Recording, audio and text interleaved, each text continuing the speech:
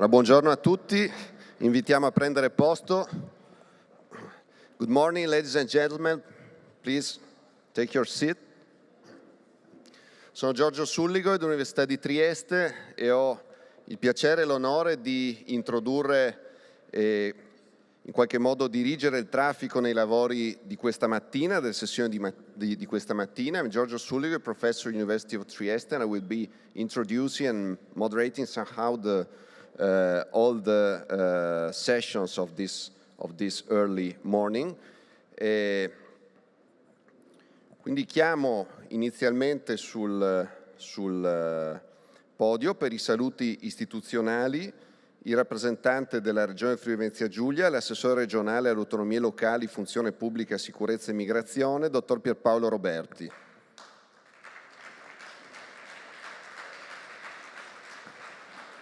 Grazie, buongiorno a tutti. È un piacere essere qua nuovamente in queste giornate per un convegno importante a cornice di una manifestazione importante per la Regione Friuli-Venezia Giulia e per la città di Trieste. Trieste è barcolana, Trieste è mare e Trieste è le opportunità che il mare può dare. Opportunità di vario tipo. La Barcolana è una vetrina spettacolare, fantastica dal punto di vista sportivo, dal punto di vista turistico, ma è anche una vetrina che ci permette di parlare di tutto quello che è mare e di tutte quelle che sono le opportunità di questo territorio.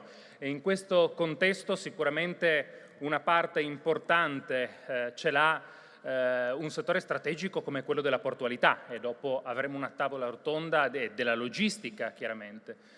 Ma collegato a questo c'è altro, c'è il tema della sostenibilità, un tema su cui l'amministrazione regionale ha deciso di puntare fortemente anche con l'utilizzo di fonti alternative dall'inizio della legislatura, e che purtroppo in questa cornice, in questo contesto storico in cui stiamo vivendo, soprattutto a causa dei conflitti internazionali che si sono venuti a creare, diventa un tema da affrontare con estrema urgenza. Ne parlavamo prima, sappiamo perfettamente che le sfide che abbiamo avanti sono sfide che non si vinceranno domani mattina, non avremo tutto a portata domani mattina, ma sicuramente bisogna partire, crederci ed investire. Si parlerà di idrogeno, per esempio, come fonte alternativa, come fonte energetica alternativa. Sull'idrogeno l'amministrazione regionale ha deciso di puntare con i progetti PNRR, con l'Hydrogen Valley, con un progetto transfrontaliero per investire fortemente nella ricerca e nello sviluppo per poter riuscire a produrre energia in questo territorio basata sull'idrogeno. E poi ci sono le sfide che riguardano l'idrogeno, la mobilità, che riguardano per esempio il trasporto pubblico locale. Sentiremo l'esperienza del nostro trasporto pubblico locale con il presidente della Trieste Trasporti, e quindi una delle società che compone il trasporto pubblico locale in Friuli Venezia Giulia. Dunque questa è un'opportunità fondamentale e vi ringrazio per averla voluta inserire nell'ambito di questo ciclo di manifestazioni e conferenze che sono il Sea Summit della Barcolana. E con questo vi saluto, vi ringrazio e vi porto ovviamente i saluti di tutta l'amministrazione regionale ed in particolar modo del presidente Massimiliano Federica. Grazie. Grazie Assessore Roberti. Adesso chiamo per procedere con i saluti il Presidente dell'Autorità di Sistema Portuale del Mare Adriatico Orientale, il Dottor Zeno D'Agostino.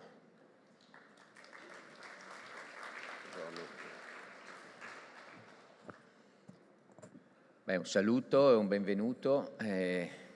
Barcolana l'aspettiamo sempre con grande piacere, entusiasmo, e devo dire da quando esiste Barcolana Sea Summit questo entusiasmo è ancora maggiore, perché approfittare di questi giorni in cui io ci tengo a sottolineare l'aspetto estetico della Barcolana. La Barcolana è un momento di bellezza, in un momento, devo dire, brutto, in momenti brutti, in anni brutti. La Barcolana è un momento che ci riporta a capire qual è il valore dell'estetica e della bellezza. Ce lo siamo dimenticati, parliamo sempre di tanti temi, parliamo molto di economia, io penso che anche stare in Portovecchio e vedere qual era il valore appunto dell'estetica, della bellezza nel passato, rispetto quindi alla ricerca di soluzioni efficienti, sostenibili, competitive e quant'altro, ma fondamentalmente poi c'era una forte ricerca della bellezza. Io penso che Barcolana sia un grande messaggio che questa città di mare dà a tutti, che a parte la competizione, ma sapete che in Barcolana la competizione è qualcosa che passa in secondo piano, ma il tema vero è la partecipazione di tutti, dalle barche più piccole a quelle più competitive, e poi approfittare di questi momenti che vedono una grande attenzione internazionale. Noi come Porto abbiamo tutti i nostri grandi operatori e investitori in questi giorni sono presenti. Approfittare di questi momenti per parlare di questioni serie, come è stato detto prima dall'assessore Roberti, momenti in cui è difficile parlare di sostenibilità, sembra quasi che l'emergenza, per esempio energetica, ci porti a fare ragionamenti di altro tipo. No, dobbiamo continuare ad insistere ad avere una visione di medio e lungo periodo, e torno a dire con questa grande connotazione estetica della bellezza, che secondo me è il grande messaggio che Trieste e Barcolana danno a tutti. Ne abbiamo ancora bisogno e quindi insomma mi unisco e cerco di dare questo tipo di messaggio. Benvenuti a tutti, c'è da lavorare, anche durante Barcolana c'è tanta gente che lavora e vedo anche tanti giovani. Penso che siano momenti in cui chi ha un po' di capelli bianchi deve trasferire qualche esperienza e qualche emozione in più a chi cresce, che ne ha sicuramente bisogno. Grazie a tutti. Grazie Presidente. Ora proseguiamo con invito sul palco il comandante del porto di Trieste e direttore marittimo del Friuli Venezia Giulia, ammiraglio Vincenzo Vitale.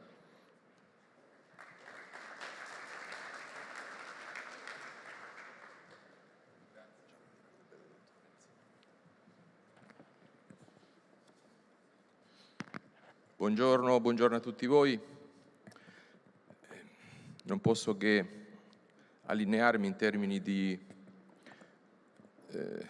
sostanza e, se vogliamo, anche di sfumature estetiche, come accennava prima il Presidente dell'Autorità Portuale Zeno D'Agostino, al fatto che questa manifestazione alla fine dà una ventata di, se vogliamo, di speranza, serenità, fiducia per tutto ciò che in questi ultimi 2 anni, diciamo, e in questi mesi, a partire da febbraio, ci ha colpiti come comunità internazionale. E non sto qui a sottolineare l'impegno nostro in Barcolana nella gestione che vi dico che comincia dal pomeriggio dello stesso giorno in cui la regata Clou ha il suo svolgersi, e quindi, diciamo, lo scorso anno con tutta una serie di attività, in particolare direttamente con l'organizzazione di Barcolana, che abbiamo svolto. Ma il tema oggi è quello della sostenibilità, e quindi quello che voi vedete, il vademecum che abbiamo sviluppato durante questa primavera con la Regione e tutti i partner istituzionali, a partire dall'autorità di sistema portuale, il Comune, l'area marina protetta, l'assessorato al turismo della stessa Regione, Amare FVG, che è un settore della Regione che si occupa proprio, diciamo, di questi aspetti, i pescatori, Fincantieri, Varsila, la Lega Coop, le Confcooperative, perché in effetti con loro ci siamo confrontati, e questo vi dico a margine, non so se ricordate dello scorso anno a novembre, della COP26 e del G20, no? In cui in effetti, se ricordate bene, siamo prima quindi della crisi di febbraio, della crisi mondiale, si sdoganò il gas liquefatto, perché in effetti c'erano molte perplessità, essendo un idrocarburo fossile come gli altri, che in effetti si potessero dare delle date un po' definite in prospettiva per l'utilizzo di un fossile comunque, no? E allora diciamo che in effetti da quel momento ci fu un incontro proprio con gli scienziati in regione, era novembre dello scorso anno, si partì con delle riflessioni proprio sulle emergenze climatiche, e nei mesi successivi si ideò appunto assieme all'assessorato all'ambiente della regione, con l'aiuto di ARPA e ripeto dei soggetti che vi dicevo prima, che poi c'è stato anche OGS, Geoadriatico, il CNR, abbiamo fatto un paio di mesi di lavoro alla fine per tirare fuori una sorta di manifesto di vademecum. Ora è nell'altra slide, non so se la regia, perché in effetti questa è la presentazione, però c'è un'altra slide a seguire, esatto, che è questo che vedete, no?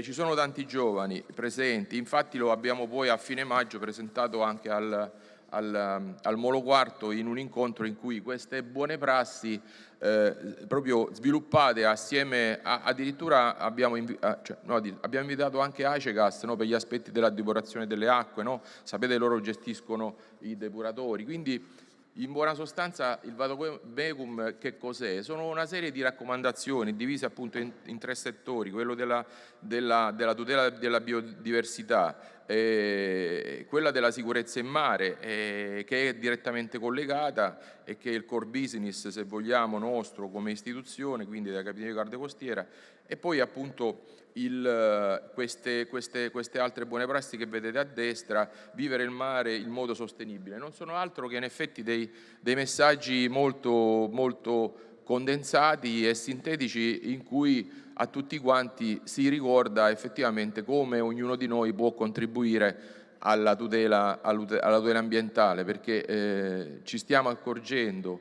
in questo momento di quali sono le situazioni che improvvisamente ci colpiscono. Avete visto cosa è successo in Canada una settimana fa. Io sono stato a margine dei cicloni per i tanti anni che ho trascorso in mare, in Atlantico e nelle zone caraibiche, non con le barche a vela ma con le navi. E vi assicuro che una situazione del genere, che si è spostata di molti gradi di latitudine per arrivare sui banchi di Terranova addirittura, insomma c'è qualcosa che non quadra. Evidentemente sono situazioni eccezionali che però si cominciano a manifestare con una certa frequenza. Quindi questo ci deve far riflettere. Anche la questione appunto del GNL, sì, sdoganato di fatto fino al 2050, però cominciamo a riflettere se veramente va bene il 2050 o ci dobbiamo fermare prima.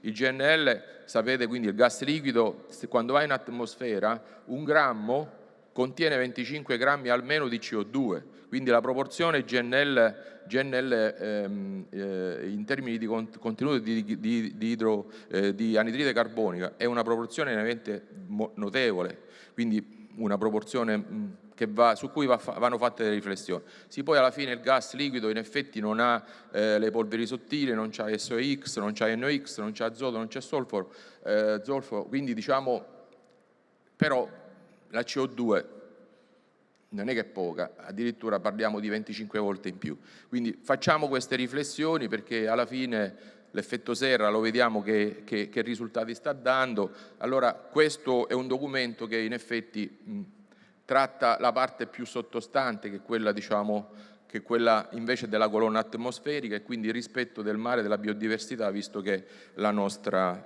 vita. Vi ringrazio.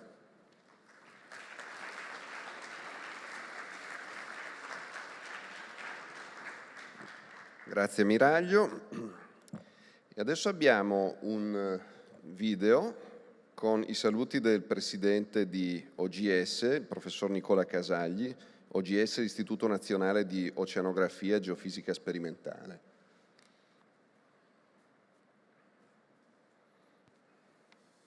Buongiorno a tutti, sono lieto di portare il saluto dell'Istituto Nazionale di Oceanografia e di Geofisica Sperimentale a questa edizione 2022 del Barcolana Sea Summit, un evento scientifico dedicato al mare.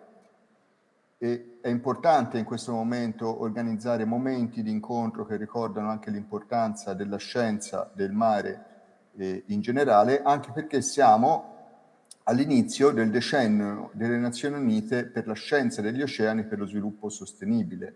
Le Nazioni Unite hanno pensato bene di mettere al centro la scienza degli oceani, l'oceanografia, le scienze del mare, come tematica fondamentale per programmare politiche di sviluppo sostenibile. Fra gli obiettivi di questo decennio internazionale ci sono molte attività concrete che riguardano l'oceano pulito dalle fonti di inquinamento, l'oceano sano e resiliente per gli ecosistemi marini protetti e conosciuti, o anche l'oceano prevedibile, dove è possibile comprendere le condizioni del mare e fare previsioni affidabili, e quindi anche oceano sicuro, oceano produttivo e sostenibile, oceano trasparente e accessibile.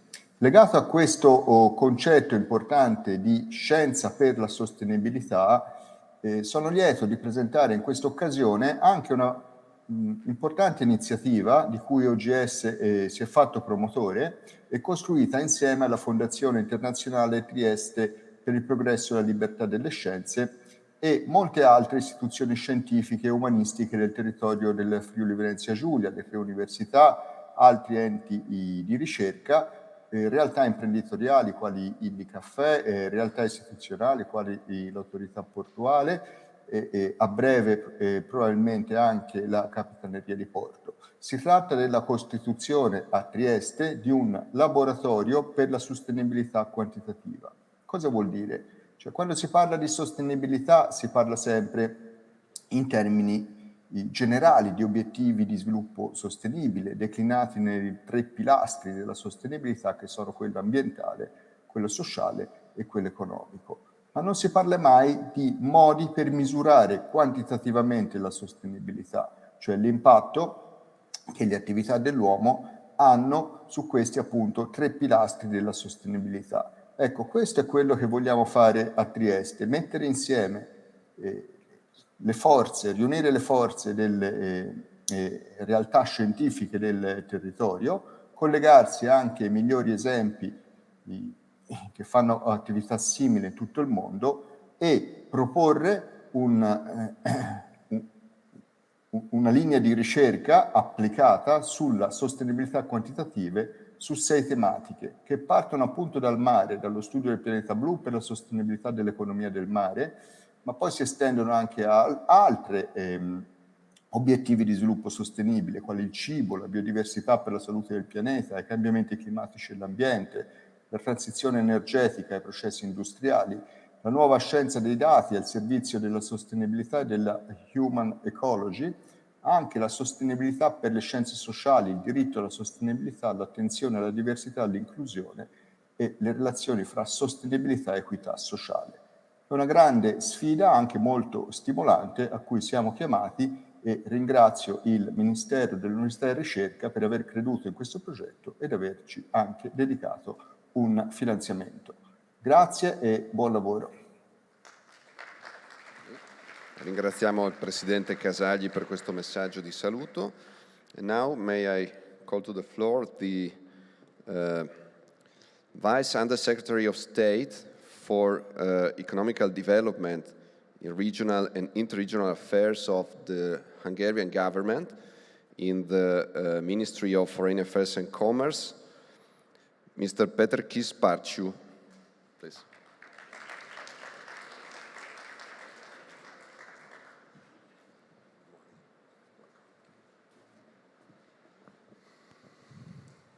Buongiorno a tutti.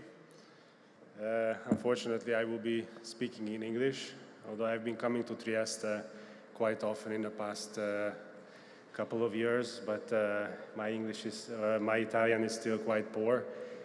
But I can promise you I will be definitely working on it, because we love coming to Trieste. It's a great city, and today this is a great honor for me to be standing here and to participate in this prestigious event, which is such an important event to your city.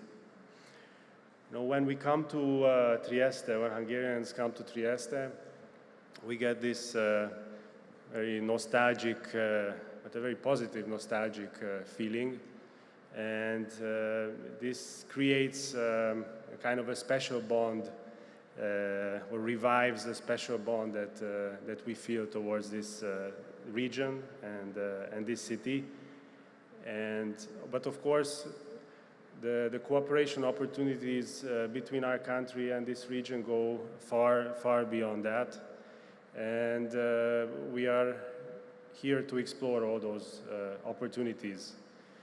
And I can tell you that we like coming here because we always feel warmly welcomed by our partners, by the Port of Trieste, Mr. President Zeno D'Agostino, by all of the authorities, the region, the mayors, and this creates good opportunities here for us. But let me also tell you that water plays a very important role also in the lives of Hungarians. Not many of you know that 90% of the waters that are in Hungary are somehow originating from abroad, from our neighboring countries. So we depend a lot on the quality of those waters that come to our country, and therefore cooperation with our neighbors is very crucial to us. Water plays an important role in agriculture, for example, which of course has an effect on the quality of the food we eat. Water plays a very important role in sports activities. Hungary has been hosting, for example, the FINA World Aquatic Championships already the second time last year, and we're very proud of that. We are very active in water sports, for example, in rowing sports. We have been very successful in the Olympics and in many world championships. And also in water, we are very proud of our water polo team, which is, of course, there's also a rivalry here with the Italian water polo team, and a great rivalry, and we have had some great matches that the two teams have had some great matches in the past decades.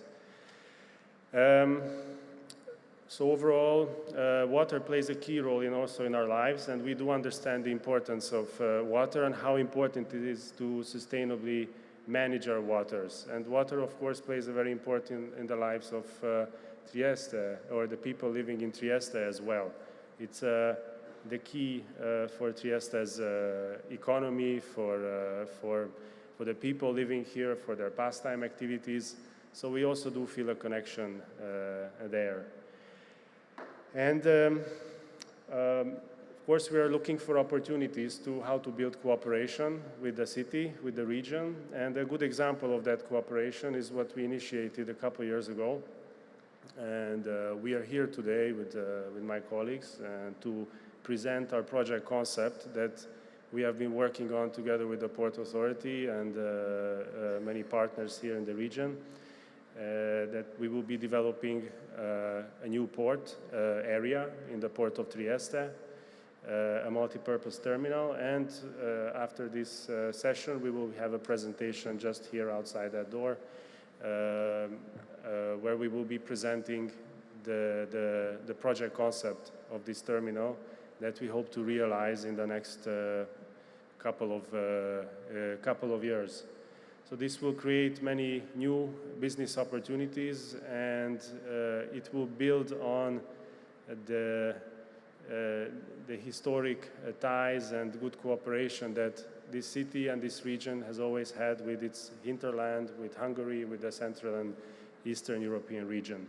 So we're very proud to be here, and I would like to also take this opportunity to thank all our partners here for the great work and the welcoming approach towards us.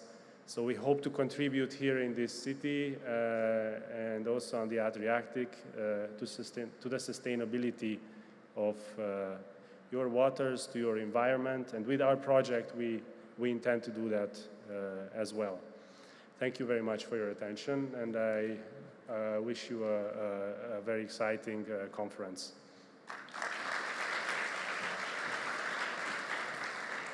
Thank you, Undersecretary. Adesso possiamo avviare i lavori quindi della prima sessione che si rivolge alla logistica e le navi del futuro, quindi io invito sul palco i componenti, gli speaker della prima tavola rotonda e chiedo alla regia di proiettare la prima presentazione appena è finita la traduzione.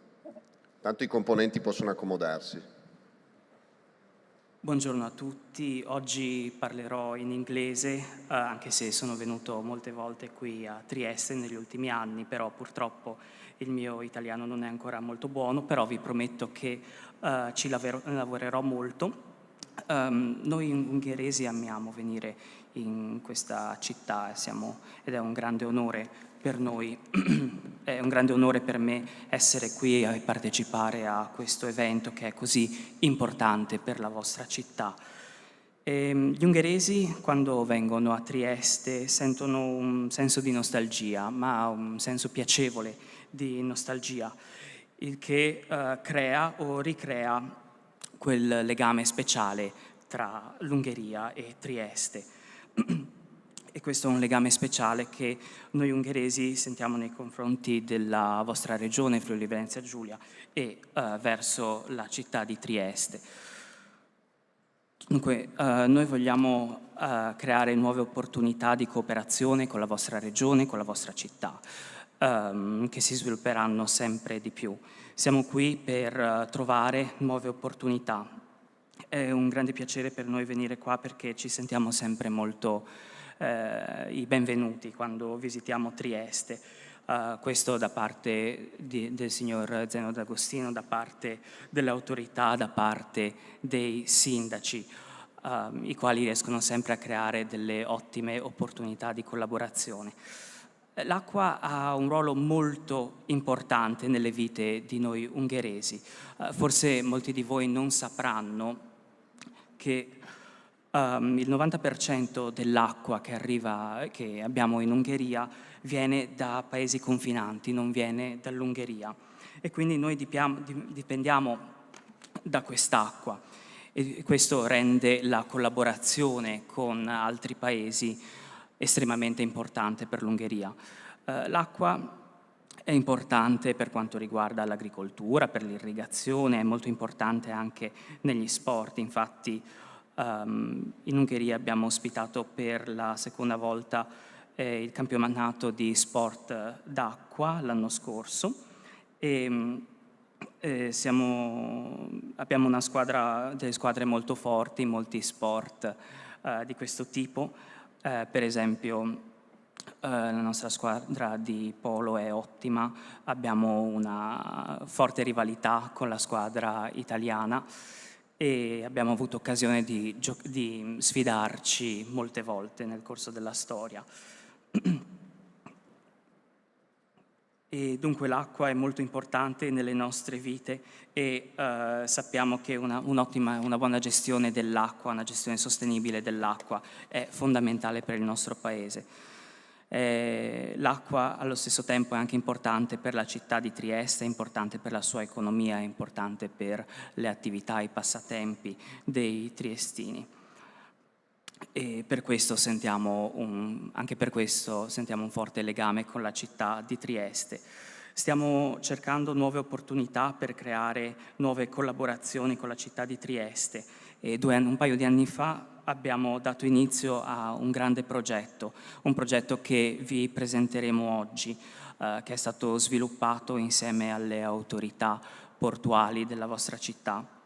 Si tratta di sviluppare un terminal all'interno,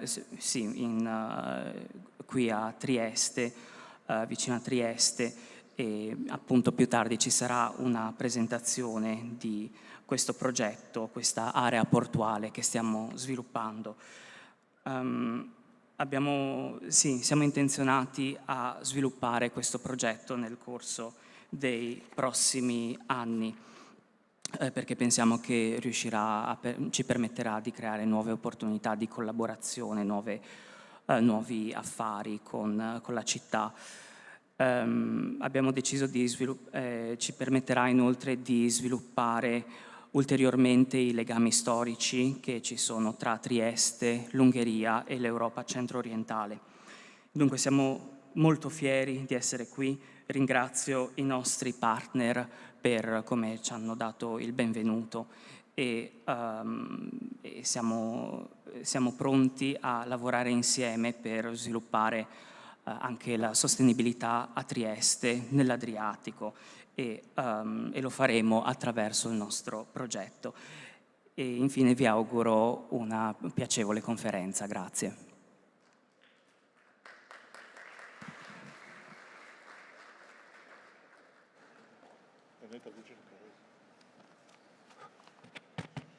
Grazie. E quindi possiamo introdurre i lavori. Intanto ringrazio i relatori, gli speaker sono presenti qui con noi oggi sul palco. E, un breve commento su questa sessione: perché l'università è chiamata, diciamo così, a moderare questo tipo di sessione? Perché crediamo che, parlando di logistica e navi del futuro, questo sia un futuro che va traguardato secondo alcune, diciamo, discontinuità, secondo alcuni game changer. Quali sono? Si parla di transizione digitale, ecologica, energetica, il fatto di... Questo non va avanti.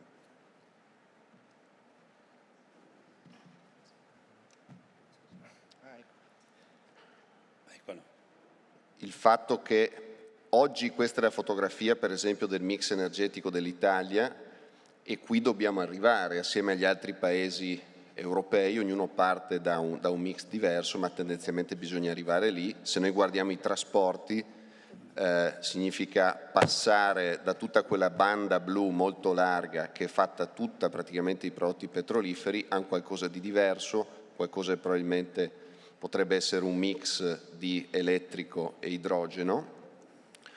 E interpretare le città portuali significa andare verso modelli in cui c'è una strettissima integrazione di sistemi, di servizi, di risorse per e da il mare. Okay? L'università lavora su questi temi, lo fa sulla parte dell'energia elettrica dei sistemi, l'Università di Trieste lo fa sulla parte dell'ingegneria navale, con la modellizzazione e lo studio di mezzi anche molto complessi. Se noi guardiamo uno di questi giganti del mare, il livello di complessità a cui ci si riferisce è spaventoso, qualcosa come 4.000 chilometri di cavi elettrici su una di queste navi, 20.000 canali di automazione, 20.000 quadri elettrici, quindi un livello di complessità da concepire, progettare, produrre e costruire che non ha eguali fra i mezzi di trasporto che l'uomo abbia costruito. L'università ha delle linee attive sul concept design di questi mezzi che non riguardano solo i mezzi e le loro tecnologie, ma anche il loro funzionamento sulle rotte. Lo fa anche per quel che riguarda poi i servizi a terra, facendo misure, investendo su laboratori, scoprendo poi che il modello della rete, per esempio, di un campus universitario non è molto diverso da quello di un insieme di terminal portuali. Lo fa sulla parte di porto, così ci avviciniamo anche al tema di oggi, il tema della nautica da diporto, sistemi ibridi, batterie e anche, già che ricorrono i 30 anni quest'anno dalla Coppa America del 92, dalla vittoria del Moro nel Louis Vuitton Cup, anche con la modellistica e la prototipazione virtuale del Moro di Venezia. Allora, questo è per introdurre, chiaramente non lo fa solo sul tema tecnologico, lo fa anche in maniera multidisciplinare sull'economia dei trasporti, sul diritto dei trasporti, sul diritto dell'ambiente.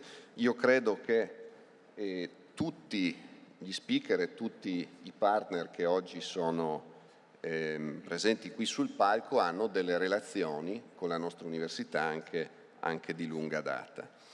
Allora, per questo motivo cerchiamo di condurre e articolare un discorso e far vedere anche che questa complessità, parlando di logistica e navi del futuro, è qualcosa che richiede veramente un approccio interdisciplinare e richiede il contributo di diverse competenze e di diversi attori. Io vorrei iniziare introducendo e rivolgendo una domanda a Maurizio Pessato, vicepresidente di SVG, perché le persone sono importanti, sono diciamo, il primo ingrediente di tutta questa transizione. Certo. Oggi, e ovviamente trattandosi di una transizione che si articola su molti anni, la percezione dei giovani è molto importante. Noi abbiamo letto e ne abbiamo discusso anche ieri mattina qui sulla loro percezione, talvolta una percezione che per certi aspetti sì, mostra attenzione all'ambiente, ma mostra anche una certa disillusione. Allora una prima domanda, Presidente Pessato.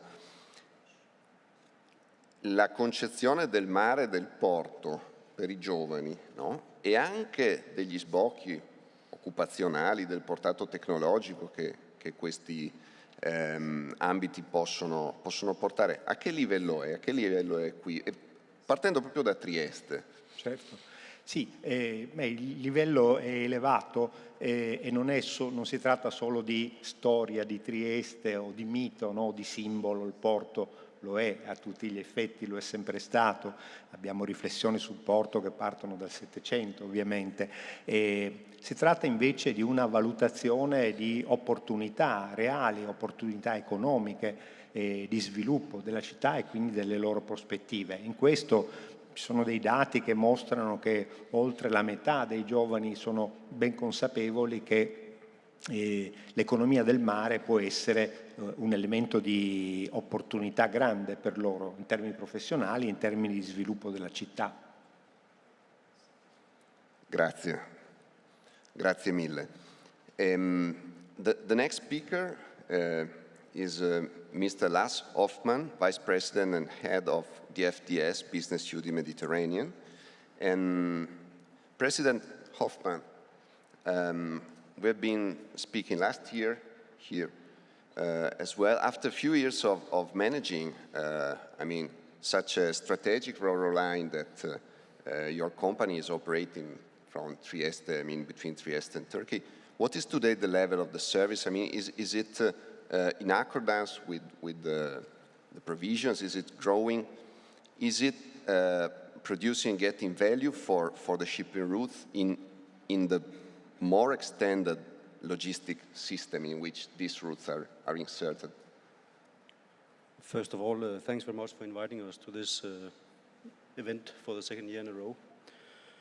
As you know, Trieste is a very important hub for us. It's not only an Italian port, it's also a gateway for us to Europe.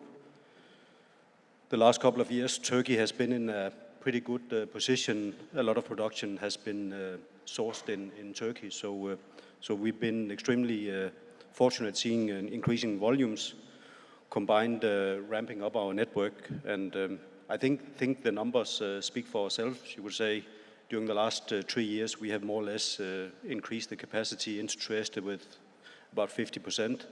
We are doing 12 calls a week today, moving almost 300 units via Trieste, and I think 3 years ago we did about 25 trains a week into Europe. Today we do 60. So it's been going the right direction. Of course, we can always do it better and more efficiency, but I think we have done what we expected. So we are pretty pleased. We always want more, as every corporate companies, but due to excellent collaboration with the Port of Trieste and our partners here, we are pretty okay. But aiming for more growth, definitely much more potential here if we can get the space and the infrastructure to do it. Okay, and we'll talk afterwards about this potential. Thank you. Professor Maresca, buongiorno, Presidente di Alpe Adria SPA. Presidente, il vostro sistema di destinazioni e servizi di trasporto verso l'Europa costituisce una rete veramente impressionante, fa vedere proprio come, fa sentire parte del sistema continentale delle reti. L'intermodalità è un buon alleato per conseguire quella transizione sostenibile nei trasporti, cioè per assottigliare quella banda blu e aiutare il complesso della transizione? L'intermodalità si compone di tutta una serie di elementi uno dei quali, probabilmente quello più, diciamo così, a vocazione imprenditoriale, è proprio quello della promozione di servizi integrati ad opera di imprese tipo Alpe Adria o tante altre. Però l'intermodalità ha bisogno di un supporto forte, costante da parte delle autorità centrali. E qui siamo ancora un po' tutto, è un po' tutto da inventare. Certamente alcune misure che promuovono, come si dice, il model shifting sono necessarie. Teniamo conto che l'Italia è il paese che ha un equilibrio tra gomma, ferro e mare totalmente, come dire, disarticolato rispetto ai nostri paesi vicini, e quindi occorrono misure nazionali per intervenire su questo equilibrio. E in parte alcune ce ne sono, in questo momento il Ministero insieme con la Commissione europea ne sta valutando degli altri. E poi occorre investire molto sulle reti. Investire sulle reti, in questo momento Alpe Adria insieme con alcune imprese internazionali importanti, Medway di MSC, Mercitalia ovviamente che è anche socio di Alpe Adria, sta investendo su una rete europea.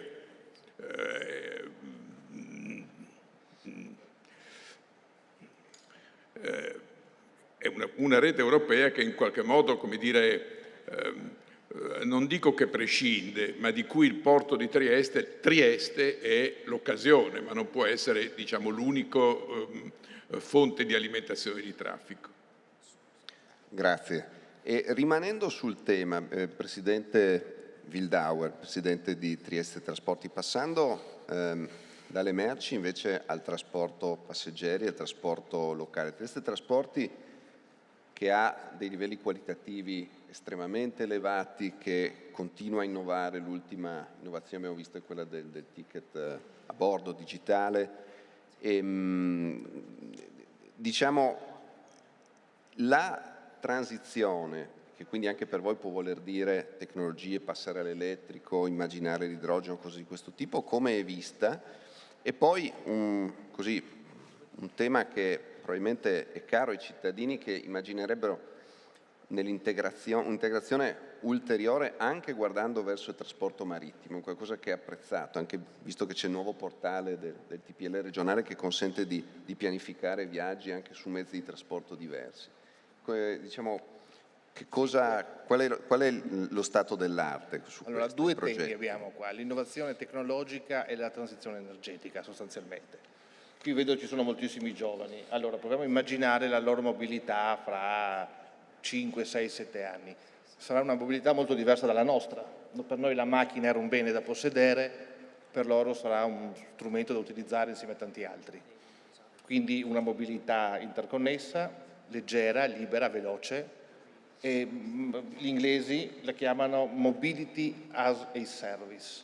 Cosa vuol dire? Vuol dire che non avranno la macchina, ma che siano in viaggio a Londra, che siano a casa a Trieste, che siano in vacanza o a studiare a Parigi, useranno lo stesso tipo di sistema. Una app con cui mettere il percorso, e la app gli darà gli strumenti migliori per potersi muovere, dal monopattino al tram, all'autobus, al car sharing. Il 58% degli utilizzatori dei car sharing in Italia ha meno di 35 anni.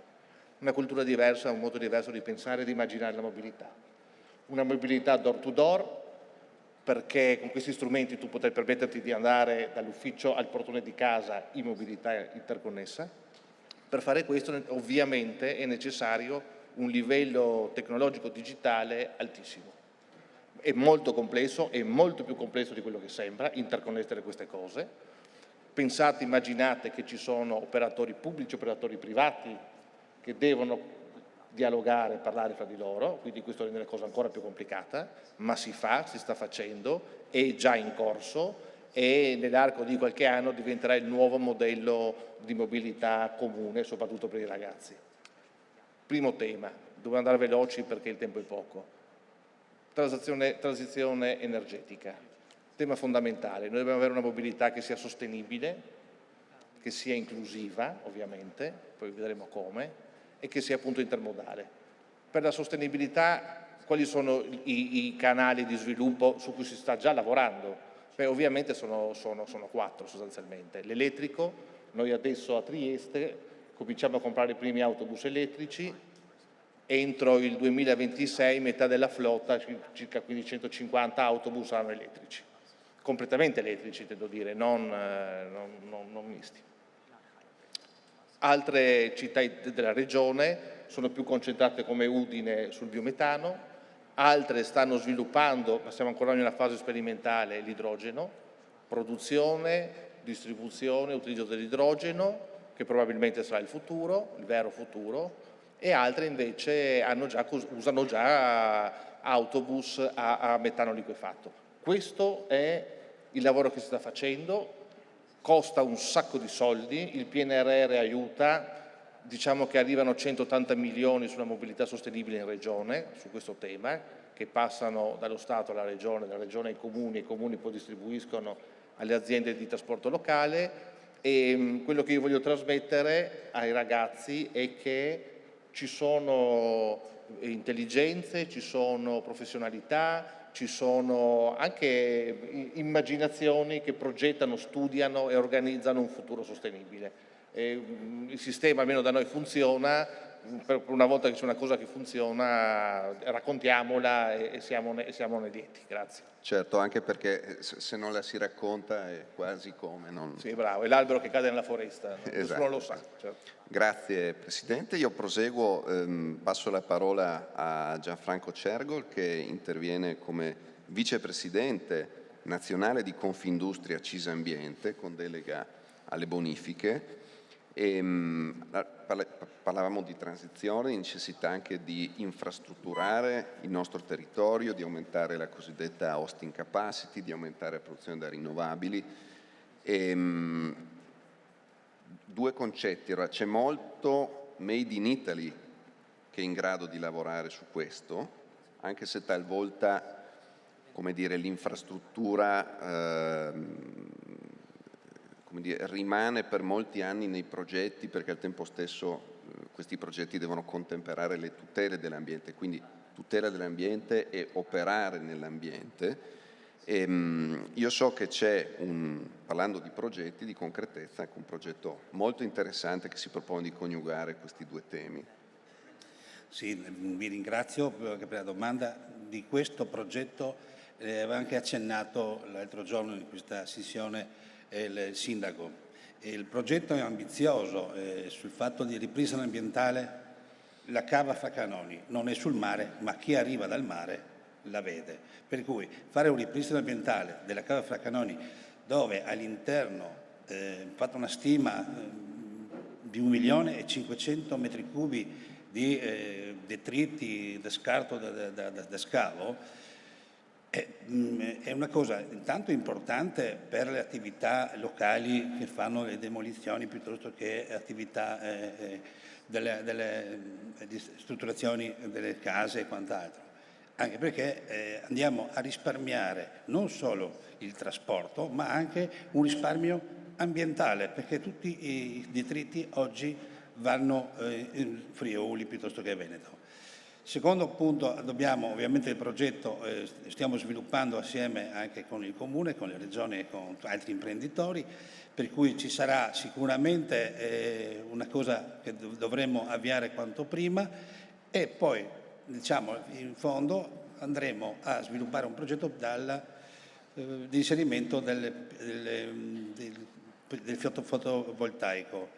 In base al studio fatto potremmo soddisfare gran parte dell'illuminazione pubblica della città di Trieste. Grazie. Certo, con quelle dimensioni, certamente. Grazie Presidente Cergol. Adesso vedo collegato il Presidente di Italsiot, Dottor Alessio Lilli. Buongiorno. Buongiorno a voi, mi sentite? Sì, la sentiamo. Allora, Presidente Lilli, in questi diciamo, in questi scenari estremamente mutevoli, per non dire, diciamo, in questi anni e mesi di discontinuità che viviamo, più che mai ci accorgiamo quanto siano importanti nel mondo dell'energia le infrastrutture strategiche. E questo ci dovrebbe far riflettere sul fatto che non può esserci transizione senza queste infrastrutture, senza una cooperazione probabilmente quantomeno europea a livello di gestione, progettazione di queste infrastrutture che abilitano questa transizione. Ne abbiamo parlato anche ieri nelle sessioni tecnologiche. Che cosa stiamo imparando? Stiamo imparando qualcosa o che cosa dovremmo imparare? Beh, allora stiamo imparando a confrontarci con quello che viene detto comunemente il what if, cioè che succede se qualcosa va diverso, ovvero ci stiamo confrontando e stiamo imparando l'importanza di fare una adeguata analisi del rischio, o per dirla con parole ancora più semplici, ci stiamo abituando a non dare tutto per scontato ed acquisito. Covid prima e guerra in Ucraina dopo ci hanno obbligato, e in maniera anche molto faticosa, a far ripartire il pensiero, perché quello che era banale, scontato, acquisito, semplice, non è più tale, e dobbiamo non solo immaginare cose molto diverse, ma abbiamo anche l'ulteriore difficoltà di darne una rapidissima e concreta realizzazione a questi pensieri. E quindi quelle infrastrutture anche internazionali che erano viste vocate solo a una unica funzione, oggi invece sono altamente in discussione per verificare la fattibilità di renderle idonee ad ulteriori sviluppi e ad usi certamente diversi rispetto all'uso che ne è stato fatto, che era stato ipotizzato nel momento in cui sono state realizzate molti anni fa. Questo è un momento quindi molto importante, perché si ha veramente la possibilità di pensare in libertà, anzi abbiamo l'obbligo di pensare in libertà, perché non esistono soluzioni semplici o scontate, e la violenza degli impatti, dei fenomeni a 360 gradi degli ultimi 3 anni almeno ci porta a rimettere in discussione quello che abbiamo, e devo dire che dai discorsi e dagli incontri fatti in questi mesi mi sembra che ci stiamo riuscendo. Stiamo riuscendo a immaginare le infrastrutture non solo per quello che fanno oggi, ma anche come base su cui far passare quello che ci servirà per domani. Grazie. E su questo, diciamo, tema ritorneremo tra un attimo, proprio a partire da alcuni esempi che ci riguardano da vicino. Io vorrei tornare a rivolgermi a Maurizio Pessato. Si è parlato del blu, dei mestieri legati al blu, delle tecnologie legate al blu, come qualcosa che è percepito, diciamo, di valore, di prospettiva. A Trieste c'è un sistema scientifico articolato, popolato, denso, di qualità.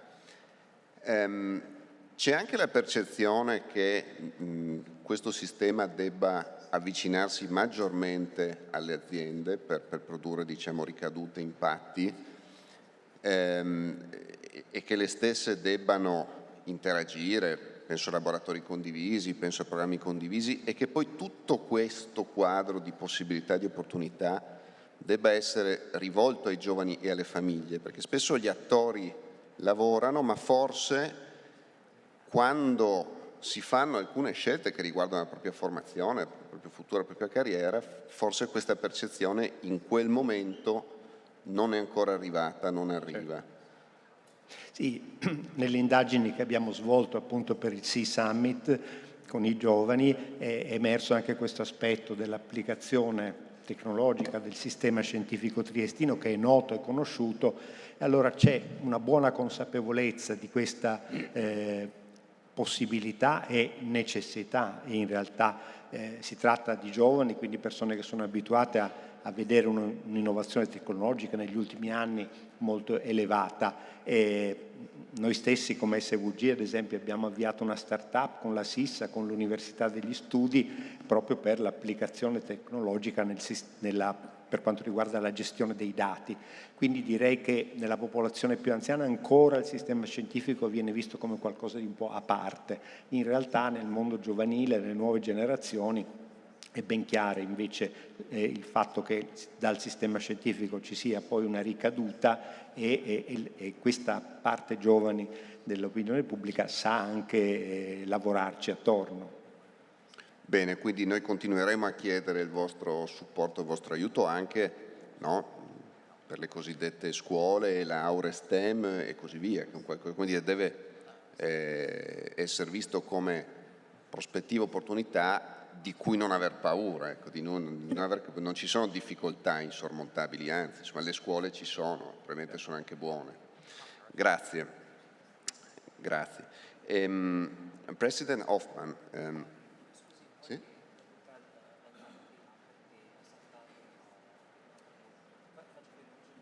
Va bene? Prego, prego, prego.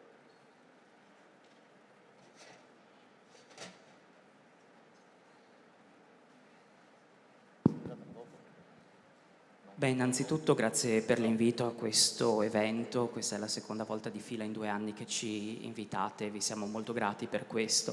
Trieste è un hub, è un centro molto importante e non solo questo, è anche una via d'accesso all'Europa per la nostra azienda di FDS.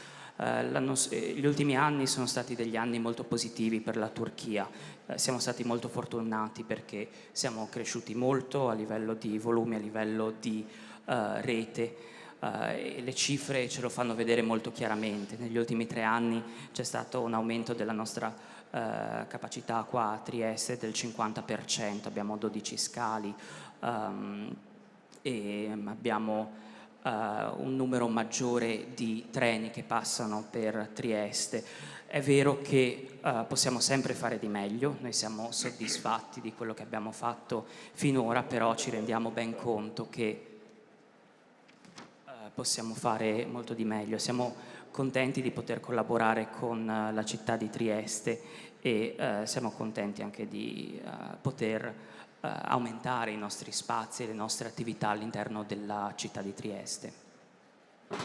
Grazie mille, era la quindi traduzione della domanda precedente. Mr. Hoffman, I mean, Ro-Ro ships and Ro-Ro carrier are somehow they are interesting and also even conceptually not so easy ship to be designed and to be.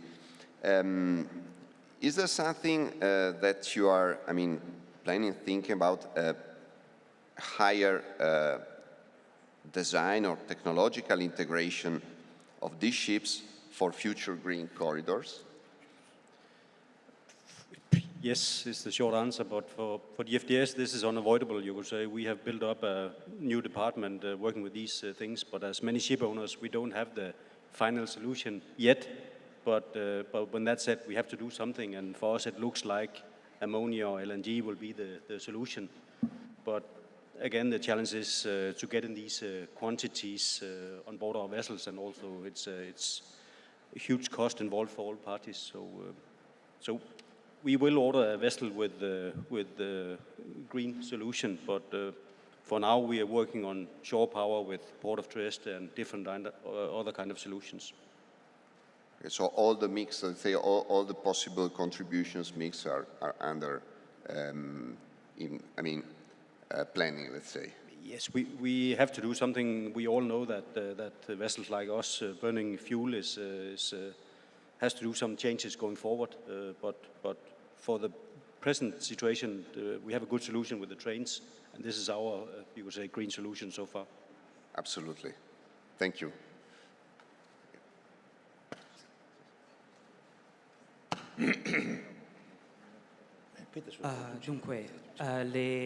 Le imbarcazioni RoRo sono molto interessanti, ma sono anche difficili da progettare e da costruire. Cosa state programmando per il futuro? Beh, noi stiamo programmando un'integrazione tecnologica che possiamo applicare alle nostre imbarcazioni per essere pronti per la transizione e ci stiamo preparando per un futuro che includerà dei corridoi verdi. Abbiamo creato un dipartimento che si dedicherà specificatamente alla sostenibilità, però non abbiamo ancora trovato la soluzione finale, la soluzione definitiva per questa sfida. Stiamo sfruttando nuove sostanze come l'ammoniaca, per esempio, per alimentare le nostre navi, però ci sono ancora molte sfide davanti a noi, come i costi elevati legati a questo e la partecipazione di tutte le parti nello sviluppo di queste nuove soluzioni. Stiamo comunque sviluppando nuove imbarcazioni, sfruttiamo l'alimentazione da terra che ci viene fornita anche da Trieste e sappiamo che le nostre navi, le nostre imbarcazioni avranno bisogno di alcuni cambiamenti per il futuro. Per adesso una delle soluzioni che abbiamo trovato è l'uso dei treni per il trasporto. Perfetto, grazie mille. Professor Maresca, una battuta ancora che siamo in chiusura. Lei prima ha fatto riferimento al ruolo e all'importanza delle autorità centrali quando si parla di intermodalità e di corridoi e connessioni. A questo proposito, servono più tecnologie o regole condivise? Spesso la percezione è che le seconde siano magari più indietro rispetto alle prime. Molto sinteticamente, due cose. Non entro nel merito di alcune ipotesi che il Ministero, insieme con i Politecnici, i 4 Politecnici del Sud Europa, diciamo Milano, Torino, Losanna e Zurigo, stanno facendo di riordino della logistica e quindi partendo sostanzialmente da quello che è il quadro europeo. Il quadro europeo è profondamente cambiato, è cambiato per il nord-ovest, è cambiato per il nord-est ed è cambiato anche per il sud. Non entro nel merito di questo, chi volesse vedersi questa presentazione oggi su Meditelegraph, che è lo strumento, diciamo così, del secolo, piccolo, messaggero, eccetera, trovate queste chart dell'Europa. Quindi è necessario certamente rispondere a questa nuova programmazione europea che definisce in modo diverso il ruolo, la funzione dei porti, della logistica, eccetera. Seconda cosa, che è più una curiosità, ma la vedevo adesso ed è davvero una curiosità che merita di essere detto. Alpe Adria, società di cui sono presidente senza nessun potere e senza nessun, come dire, capacità di gestione operativa, Alpe Adria decide di lanciare, d'intesa col Ministero, un grande corridoio che è il corridoio cosiddetto dei due mari, che da Trieste va verso praticamente ad Alessandria, poi a nord, e una serie di servizi verso il nord Europa che sono sul corridoio Reno-Alpi. Il corridoio Reno-Alpi, chi non lo sapesse, è quel corridoio che da Genova arriva a Rotterdam. Una cosa ambiziosissima, d'intesa col Ministero, d'intesa con MSC e con Ferrovie dello Stato. Esce sui giornali, grande comunicazione e va bene. Oggi, e questo vuol dire che Alpe Adria, o società che sono qui, Tio Delta, Enrico Samer, eccetera, supportano questa, grazie alla cooperazione col pubblico. Alpe Adria è un'impresa pubblica con dentro regione, porto e ferrovie. D'intesa col Ministero, avremo fatto 10 riunioni al Ministero su questo, con MSC, Medway e ovviamente con Mercitalia. Oggi, proprio oggi, lo trovate oggi sui giornali di oggi, viene fuori una iniziativa assolutamente identica e quindi Alpe Adria che punta verso il nord Europa, il nord-ovest d'Europa, non il nord-est. Oggi viene fuori la notizia che invece una impresa, che fra l'altro nasce qui in Friuli Venezia Giulia, InRail, oggi di proprietà della provincia autonoma di Bolzano, di Autobrennero, che è controllata, lancia un servizio identico ma opposto da Genova per l'Ungheria, che attraversa tutta l'Europa verso l'Ungheria, e se vedete i giornali di oggi vi dicono anche quali sono i terminal che sono coinvolti, eccetera. Allora, perché è necessaria, specialmente in questo momento che tanto si discute di regole, il nuovo ministro, cosa farà il nuovo ministro, il nuovo governo, più poteri ai porti, meno poteri ai porti, perché è necessario il governo centrale? Perché noi ci troviamo oggi che Alpe Adria con MSC punta ad andare verso la Gran Bretagna, con Friedrichshafen che è il porto, l'interporto che è sotto Amburgo, e dall'altra parte ci troviamo Genova che con InRail, proprietà anch'essa pubblica, di proprietà di una provincia autonoma, con cui noi abbiamo fra l'altro rapporti eccellenti. Il presidente di Arno Compaccer è amico e con cui ci parliamo sempre, fa il lavoro opposto. Allora attenzione, voglio dire, un po' di coordinamento ci vuole, perché poi alla fine le risorse che vanno su queste cose sono sempre risorse pubbliche. Esatto. E forse se Genova alimentasse bene il suo corridoio e Trieste alimentasse bene i suoi corridoi, fra parentesi, quindi, e ho finito, quindi non magari insieme a Coper e a Rijeka, perché contro Coper e Rijeka finisce come sta finendo adesso. Magari insieme a Coper e Rijeka forse sarebbe meglio. E anche regie condivise, insomma, la funzione dei corridoi europei è proprio questo: evitare che ciascuno si faccia il suo porto, il suo corridoietto, i suoi 3 o 4 miliardi qua. Ora Genova ne mette 30 di miliardi. Qui abbiamo la Coper di Vaccia, che sono una cosa... Non è giusto. Con il governo che si formerà in questi... Diciamo, è il momento giusto anche per porre il governo che si formerà, ma dovrà parlare con i paesi vicini, per dire, con la Svizzera nel nord-ovest specialmente, e con Slovenia, Croazia, Ungheria e Austria nel nord-est. Grazie, Presidente. Grazie Presidente Maresca. Io vorrei proprio in chiusura un'ultima battuta su se c'è ancora collegato il Presidente Lilli. Sì. Solo una battuta, lei prima ha parlato di what if. Allora, SIOT al tempo, quando fu immaginata, pensata, costruita, poi gestita, ovviamente what if se lo sono posti, diciamo, quindi da un certo punto di vista questo è stato ed è un esempio di cooperazione internazionale su un sistema intermodale, sarà sui generis perché diciamo, il petrolio è una merce liquida, però che sta funzionando bene. È possibile recuperare, rilanciare questo spirito, secondo lei, sulle nuove grandi sfide che abbiamo davanti? Telegrafico, le prego. Allora, telegrafico, dico, non solo è possibile, ma è obbligatorio per il benessere comune, per massimizzare le probabilità di successo dei progetti. Dobbiamo riprendere una logica personale innanzitutto, ma poi anche diciamo, istituzionale, di vedere nelle progettualità e negli interessi diversi la giusta posizione piuttosto che la contrapposizione.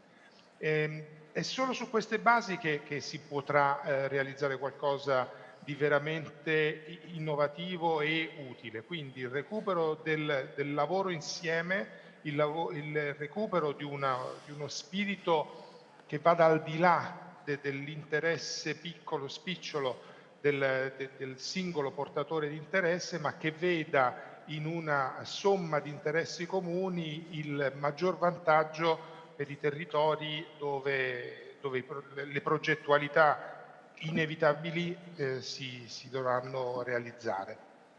Le faccio un ultimissimo, e questo è veramente telegrafico, ma penso anche utile. 2 giorni fa intervenivo a un simposio organizzato dalla CSU che è il partito di governo della Baviera, che ci aveva invitati perché la Baviera ha intenzione di diventare uno degli hub fondamentali, uno dei nodi fondamentali della circolazione dell'idrogeno in Europa. E ovviamente non si sono fatti, come dire, nessuna remora a invitare un oleodotto di greggio per partecipare a questa idea abbastanza avanzata da parte loro, semplicemente immaginando che quell'oleodotto domani potrà servire a portare l'idrogeno in una qualche maniera. Ecco, dobbiamo riprendere questo modo di pensare. C'è l'Hydrogen Valley in Friuli Venezia Giulia, c'è qualcun altro non molto lontano che sta pensando qualcosa di ancora più complesso. Forse è tempo di iniziare a sedersi ai tavoli insieme e discuterne. Bene, grazie Presidente, grazie a tutti i relatori, a tutti gli speaker, thank you very much. E questo chiude la prima sessione, quindi ringrazio i relatori che invito ad accomodarsi e siamo pronti per proseguire con la presentazione del progetto Adriaport.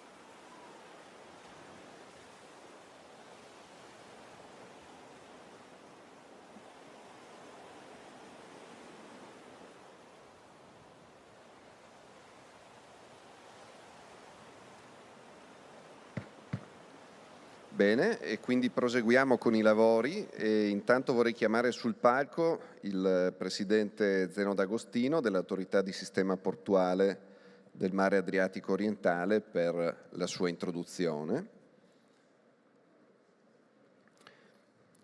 E chiedo anche agli altri ospiti di avvicinarsi, di prendere posto.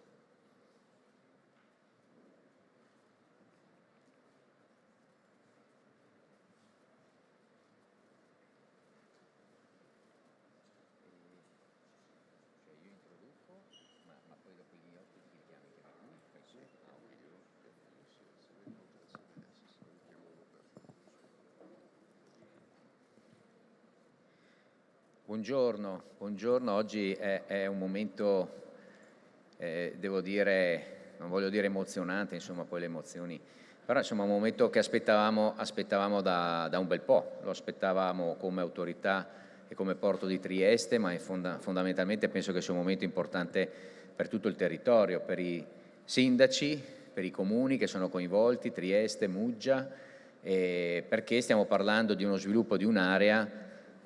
Insomma, io sono arrivato qui nel 2015, non era così semplice e agevole poter pensare a quello che era il futuro dell'area ex Teseco. Torno a dire, è un progetto che conosco bene, è un'iniziativa di collaborazione con il governo ungherese che conosco bene, nel senso che ricordo ancora i primi incontri fatti dal 2017 in poi a Budapest con il governo ungherese per portare avanti questo grande progetto, ed è un progetto che ha una valenza fondamentale per la strategia di sviluppo internazionale del nostro porto, perché crea una relazione prioritaria dell'Ungheria con il porto di Trieste. Voi sapete, chi ha studiato un po' di storia sa che non era il porto di Trieste, diciamo il porto di riferimento dell'Ungheria, quindi insomma sì, ritorniamo alle origini, ma in questo caso rimettiamo Trieste in un ruolo che nei confronti di Budapest non aveva. È fondamentale da questo punto di vista, quindi a livello geopolitico e chiaramente a livello trasportistico ed economico. L'Ungheria è probabilmente la nazione che viaggia con numeri più importanti di tutti a livello di Est Europa dal punto di vista della crescita economica, è una grande piattaforma logistica e industriale per tutto l'Est Europa. Sono tantissimi i flussi di merci che arrivano dall'Asia, che passano attraverso il porto di Trieste e arrivano in Ungheria.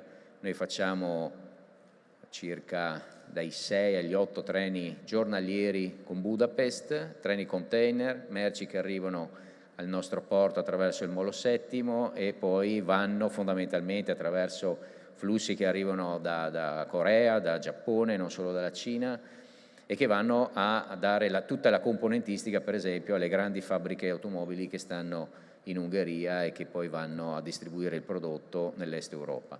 Quindi è un processo ed è un progetto che è importante per Trieste, per il porto e per il territorio, ma è fondamentale per quelli che sono gli assetti anche della futura economia. Stiamo parlando di un'economia che rimane globalizzata, ma che vede una produzione industriale dislocata in paesi diversi da quelli a cui eravamo abituati. La Cina non avrà più, diciamo, la parte del leone, ma cominceranno a esserci nuovi aspetti di distribuzione degli investimenti industriali anche in altre aree. Alcuni di questi li tocchiamo con mano, riguardano per esempio British American Tobacco dalle nostre parti, quindi anche il nostro territorio avrà un ruolo. L'area di cui stiamo parlando sono 34 ettari che stanno sul lato Muggia all'inizio del canale navigabile. Sono 650 metri di banchina, si tratta di un investimento complessivo di circa 200 milioni, 45 milioni sono finanziati dal PNRR, dal Fondo complementare del PNRR, e riguardano appunto investimenti che farà e farà l'autorità portuale nei prossimi mesi, barrieramento a mare e dragaggi funzionali appunto ad aumentare quella che è l'accessibilità nautica di quelle aree. C'è un plastico qui fuori, un po' di giornalisti, un po' di addetti ai lavori l'hanno già visto, poi dopo lo vedremo insieme ai protagonisti. Qualche anno fa inizia l'interlocuzione con il governo ungherese, ai vertici del governo ungherese, iniziano le missioni sia a Budapest nostre e chiaramente a Trieste della delegazione. Nel frattempo il governo ungherese procede all'acquisto della società concessionaria che è parte appunto concessionaria di aree demaniali importanti che sono appunto aree che erano in capo a Teseco, acquisisce anche aree di proprietà che stanno sempre in quell'area, sono, torno a dire, appunto 34 ettari, ciao Max, e quindi inizia il percorso. Stiamo parlando di aree che sono inquinate perché chiaramente quella è un'area che vedeva la presenza importante di stabilimenti legati al mondo petrolifero che conoscete tutti, ex Aquila e quant'altro da queste parti. Quindi torno a dire, la valenza di questa operazione è importante sia per lo sviluppo portuale, sia per lo sviluppo di quelle aree, dei due comuni che sono interessati, e poi torno a dire per il ruolo che Trieste e l'Italia può avere all'interno di una logica geopolitica di cui l'Ungheria è parte fondamentale. Quindi io diciamo che in questi anni abbiamo dialogato, come è stato detto prima da Peter Kisparciu, c'è stato un dialogo in molti casi anche molto aperto, molto amichevole, mai conflittuale. Problemi ci sono, abbiamo sempre cercato di risolverli. Oggi finalmente vedrete quello sviluppo. La cosa interessante, poi chiudo, è che comunque parliamo di un terminal multipurpose, quindi non solamente a un'unica vocazione. La banchina è sufficientemente lunga per gestire sia navi di tipo bulk che navi di tipo piccole navi di linee container. La cosa interessante è la perfetta integrazione ferroviaria di quell'area attraverso la stazione di Equilinea su cui stiamo investendo con RFI e che sta per essere rimessa a nuovo, e l'altra parte interessante, lo vedrete anche dal plastico e dai progetti, dalle slide, c'è una forte componente di presenza logistica, magazzini, quindi attività ad alto valore aggiunto rispetto a quelle che sono le attività tipiche di un terminal. Qui parliamo di attività che avranno una forte occupazione e un forte valore aggiunto. Quindi è un risultato importante. Last but not least, questo progetto e questi investimenti dovevano finire a Capodistria, sono finiti a Trieste, quindi è un orgoglio anche personale e nazionale che l'investimento sia finito in Italia e non sia finito in Slovenia. Io ho fatto la mia introduzione e lascio la parola a chi tecnicamente ci illustrerà meglio il progetto. Grazie. Bene, prima di proseguire con la presentazione del progetto, per i saluti istituzionali, io chiamo sul palco il sindaco di Trieste, Roberto Di Piazza.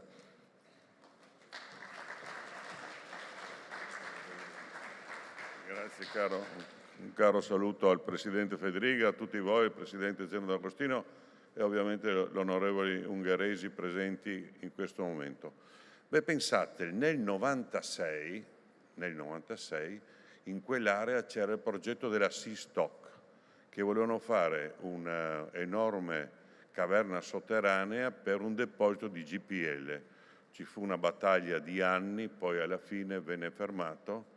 C'era un deposito che aveva poi, chi si ricorda, magari un lago sopra, perché era un deposito complicato, perché il GPL sapete che se esce non si mescola all'aria, per cui era tutto un problema. Ma non c'è mai un male se non c'è un bene, perché a questo punto abbiamo visto che in quell'area oggi andiamo a realizzare qualcosa di veramente straordinario, per cui sono molto soddisfatto. Ieri, Presidente Federiga, abbiamo parlato di 500 milioni della British American Tobacco. Oggi parliamo di questo investimento degli ungheresi. È stata veramente una settimana, devo ringraziare Mitja Jalus e i suoi collaboratori, perché è stata una settimana veramente molto molto interessante e abbiamo dato un'immagine straordinaria di quello che sta succedendo in città fra questi investimenti e dove siamo in questo momento sul Porto Vecchio, con quello che sta succedendo è veramente straordinario. Per cui ringrazio tutti e naturalmente agli amici ungheresi un benvenuto. Ci sarà massima collaborazione naturalmente in qualsiasi momento, come vi ho detto prima, fatevi sentire, non aspettiamo che passino mesi. Problema, soluzione, siamo qua pronti a risolverlo. Grazie e buona giornata a tutti. Grazie signor Sindaco e chiedo anche al Sindaco di Muggia, Paolo Polidori, di portare i suoi saluti.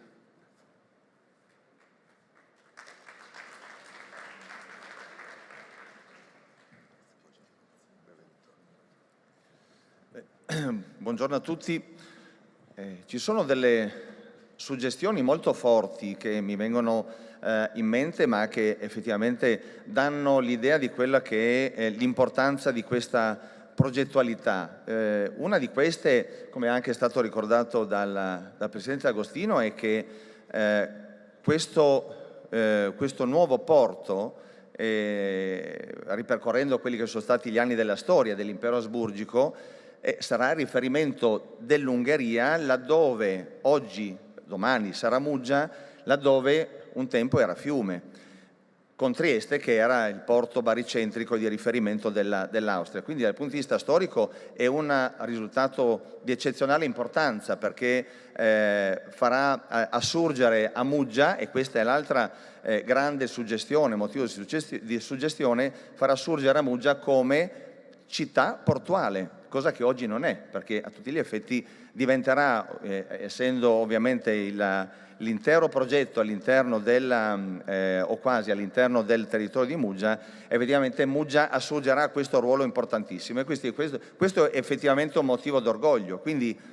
da questo punto di vista il Comune, ovviamente saluto tutte le autorità, saluto il Presidente Agostino, saluto il Sindaco di Piazza, con i quali si collabora sempre, e saluto anche il Presidente Federiga ovviamente, ma stiamo lavorando e ci siamo anche confrontati col Presidente Garai, quindi stiamo lavorando e stiamo facendo la nostra parte come Comune. Ci sarà da fare tantissimo anche nelle zone retroportuali, perché ovviamente l'infrastrutturazione, che è anche un motivo di orgoglio, perché strategicamente il fatto di innervare tutto quello che è il sistema di comunicazioni al di là del porto, quindi anche con il sistema ferroviario, con un sistema stradale che funziona, questo renderà sicuramente efficace ed efficiente questo nuovo sistema portuale, che farà riferimento proprio al nostro Comune. Quindi noi faremo la nostra parte dal punto di vista anche della infrastrutturazione, e quindi per procedere anche a quella che è tutta quella zona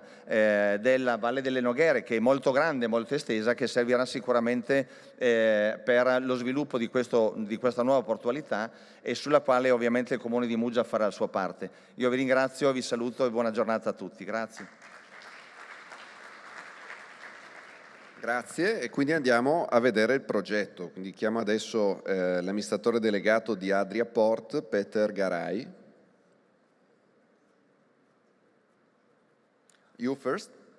Okay, so again I call here on the floor the Undersecretary of State for Hungarian Government for Economic Development, Mr.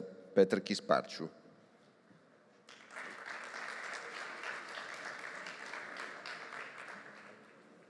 Thank you very much.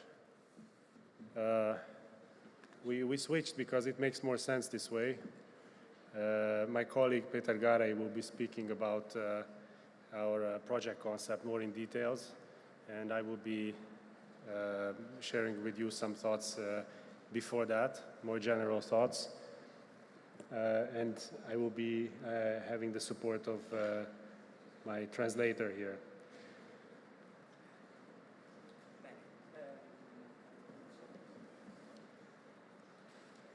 Allora abbiamo deciso di alternarci, il mio collega parlerà del progetto più nel dettaglio, io invece condividerò alcuni pensieri un po' più generali con il sostegno dell'interprete. So welcome everybody to this session, and first of all let me start with telling you how much we appreciate the support of Mr. President, Mr. Fedriga from the part of the region, and President Zeno D'Agostino from the part of the Port Authority in reaching this point of maturity in the project that we are planning to implement. And I would also like to thank the approach of the mayors and the speeches that they made. It also makes it very clear how much support we are getting from their side in realizing this project. This support is very important for us as you are representing the people of this region, the people who are most affected by the investments that are coming here.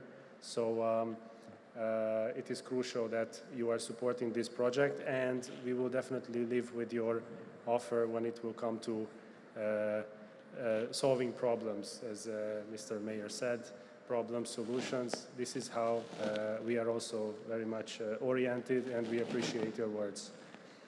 Let me also tell you that, well, as you know, that we are a landlocked country, and usually the question is asked from us why we chose Trieste.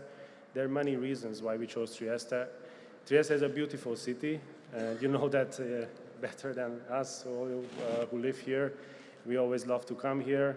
As I previously said, it's also a nostalgic feeling, and we have a strong bond to this region. And also, economically, Trieste has played an extremely important role in our past, and is playing a more and more important role in our current economies in Hungary and the Central Eastern European region.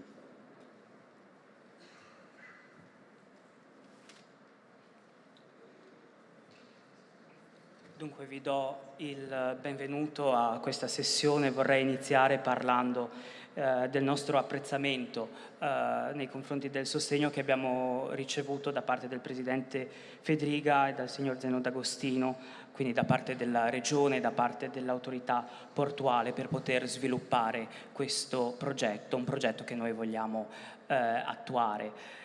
E voglio ringraziare anche i sindaci per l'approccio che hanno adottato. Nei vostri interventi si è visto chiaramente il sostegno che avete mostrato nei confronti del nostro progetto.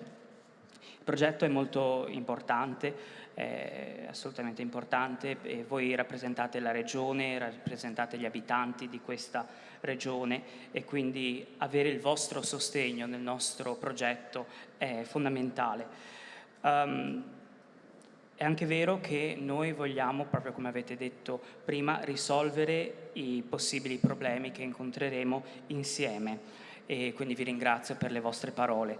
Inoltre vorrei anche dire che l'Ungheria è un paese senza sbocchi sul mare, E alcuni potrebbero chiedersi perché abbiamo scelto Trieste per il nostro progetto. Beh, ci sono tanti motivi. Trieste è una bellissima città, come voi ben sapete.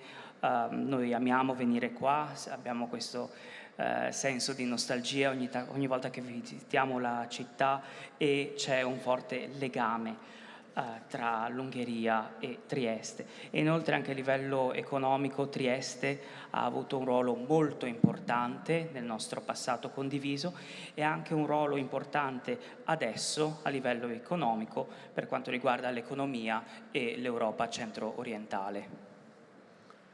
And speaking about the economy,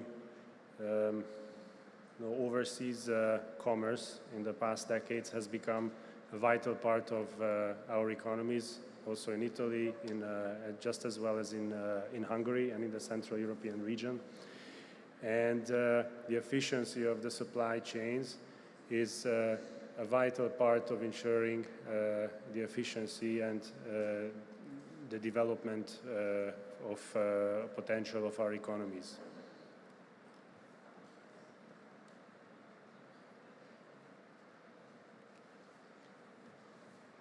Inoltre, per quanto riguarda l'economia, il commercio oltremare è diventato molto importante per l'economia dell'Italia, dell'Ungheria e dell'Europa centro-orientale, e l'efficienza della filiera è molto importante per assicurare che ci sia appunto efficienza nelle nostre attività e uno sviluppo delle potenzialità di crescita delle nostre economie.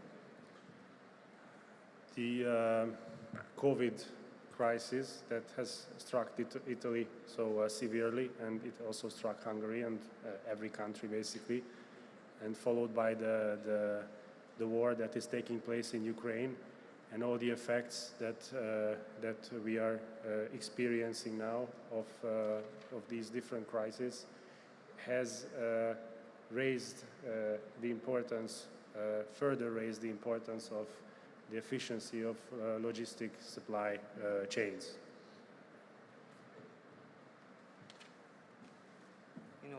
Inoltre la crisi da Covid-19 che ha colpito duramente l'Italia, l'Ungheria e tutti i paesi del mondo, insieme alla guerra in Ucraina e gli effetti che stiamo vivendo oggi per via di queste crisi, hanno fatto crescere l'importanza dell'avere un'efficienza di una filiera logistica, di avere una buona filiera logistica.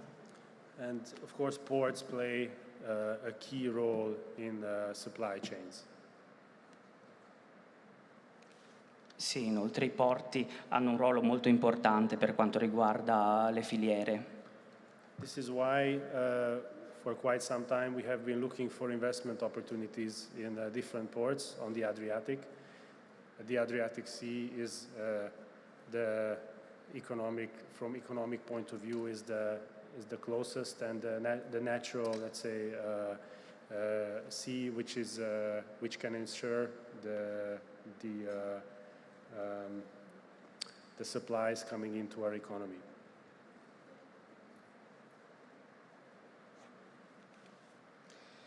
E per questo da tempo cercavamo nuove opportunità di investimento all'interno di porti dell'Adriatico e a livello economico questo mare era il più vicino a noi, ci sembrava il mare naturale da scegliere ed è il mare che ci permette di ricevere i beni che servono per le nostre economie. And Hungary is a very export-oriented country, so we depend a lot on the efficiency of the supply chains, and for this reason we decided to make an investment in a port, and we chose the port of Trieste for, of course, a number of reasons. It's ideally located, but more importantly, it was the most welcoming and business-friendly environment in the whole Adriatic region.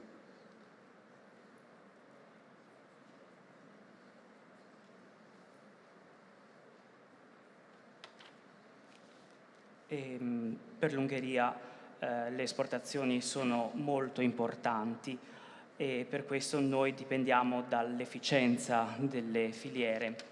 Per questo abbiamo deciso di investire nel porto di Trieste, che non solo si trovava in una posizione ideale per noi, ma è anche stato il porto che ha mostrato lo spirito più accogliente e più favorevole a attività economiche all'interno della regione adriatica. With our investment here, we plan to also serve the Hungarian economy, but also to support the sustainable development of the cities here and the region. E dunque con il nostro investimento noi vogliamo non solo aiutare l'economia ungherese a svilupparsi, ma vogliamo anche sostenere lo sviluppo sostenibile delle città di questo territorio e della regione.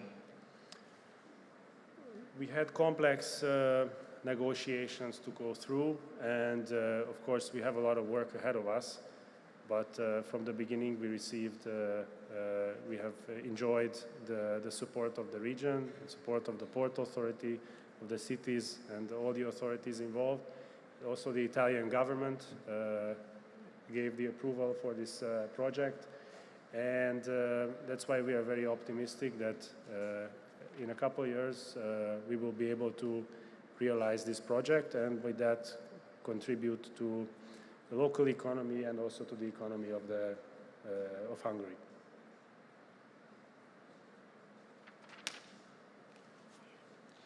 Dunque abbiamo dei negoziati molto complessi di fronte a noi e molto lavoro da fare, però abbiamo ricevuto anche molto sostegno da parte della regione, da parte dell'autorità portuale, dalle città, del territorio e anche dal governo italiano che ha approvato questo progetto, e quindi siamo fiduciosi che tra un paio di anni riusciremo a completare il progetto e contribuire alla crescita dell'economia locale e dell'economia ungherese. And as I said, we have a lot of work ahead of us, but with our partners, I'm very optimistic that we can navigate through the complex procedures that we will have to go through in the next years. E appunto abbiamo molto lavoro da fare, però siamo fiduciosi che con l'aiuto dei nostri partner riusciremo a gestire al meglio le procedure che abbiamo davanti a noi nei prossimi anni.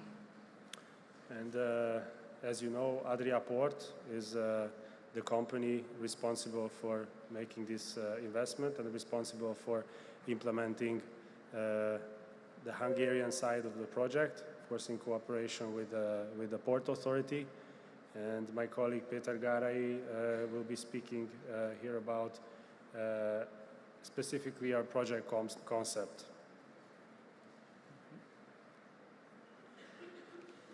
Come sapete, Adria Port è l'azienda che ha deciso di fare questo investimento qui e di attuare la parte ungherese di questo progetto. Il mio collega Peter Garai parlerà del concetto alla base di questo progetto. Of course, the concept can be seen here, just outside the doors, and we are very proud that we got to this point where we already have something visually understandable, and I encourage everybody to look at the concept, and this will be the basis of our future investment.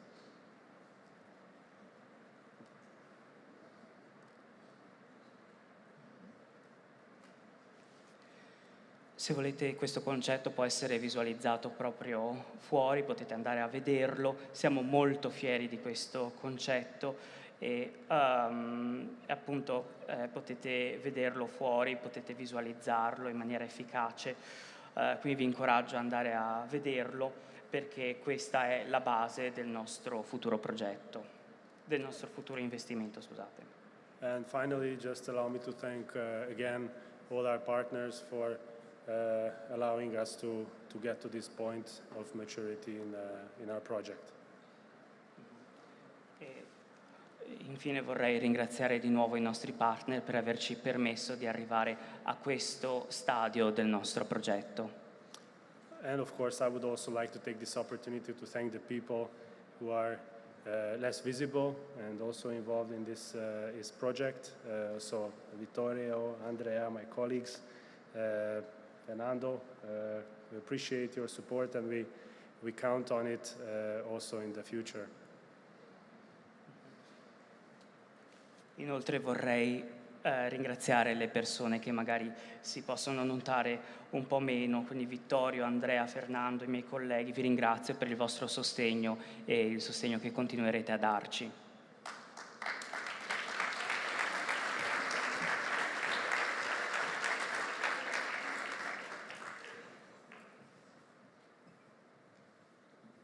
Bene, quindi chiamo sul palco Peter Garay, amministratore delegato di Adriaport, per l'illustrazione del progetto.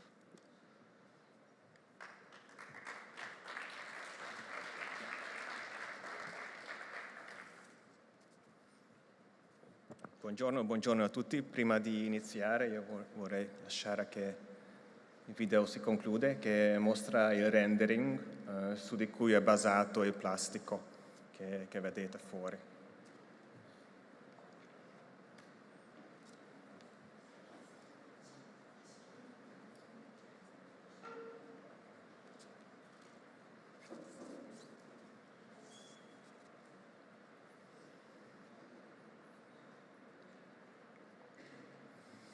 Okay.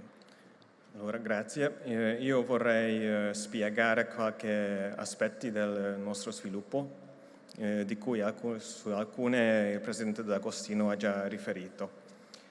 Il layout preliminare visualizzato qui è il risultato di ampie analisi e consultazioni condotte durante l'elaborazione del nostro studio di fattibilità completato qualche mese fa.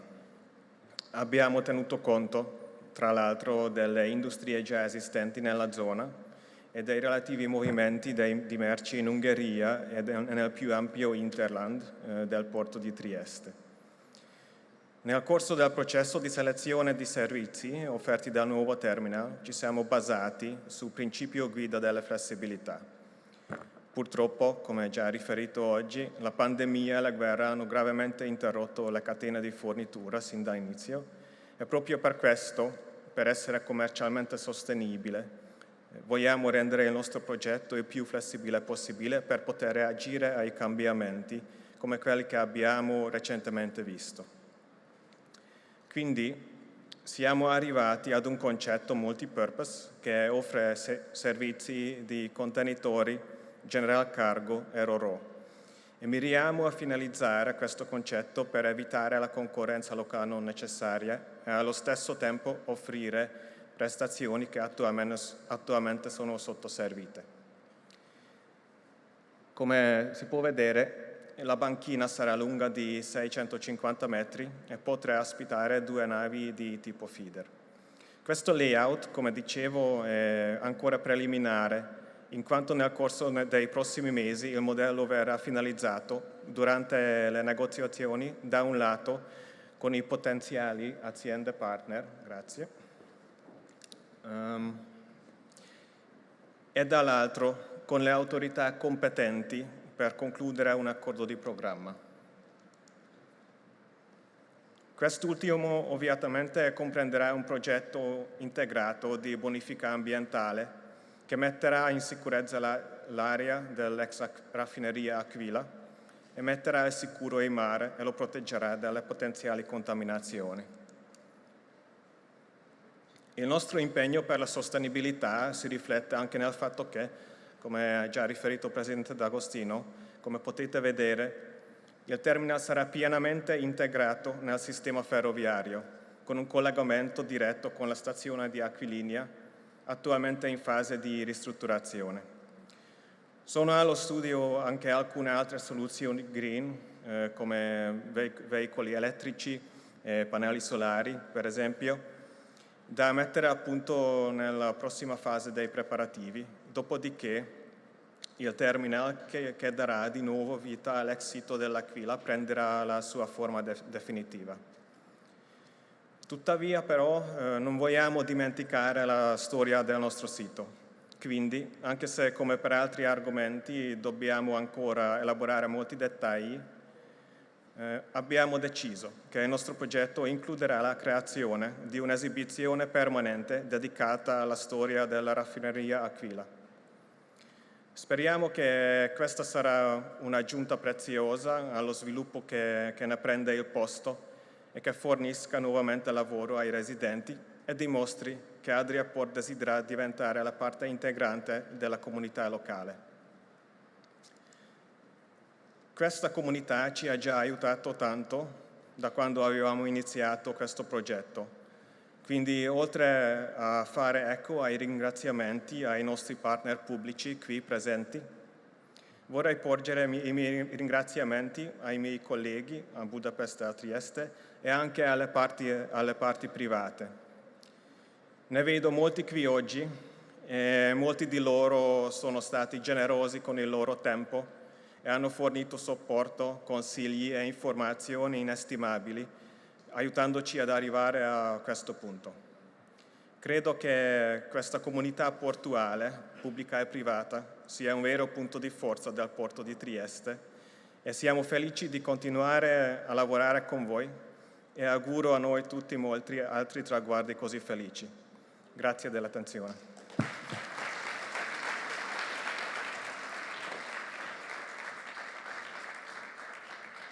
Grazie all'amministratore delegato Garai. E quindi chiamo ora il Presidente della Regione Friuli Venezia Giulia, Dottor Massimiliano Fedriga, per le sue conclusioni.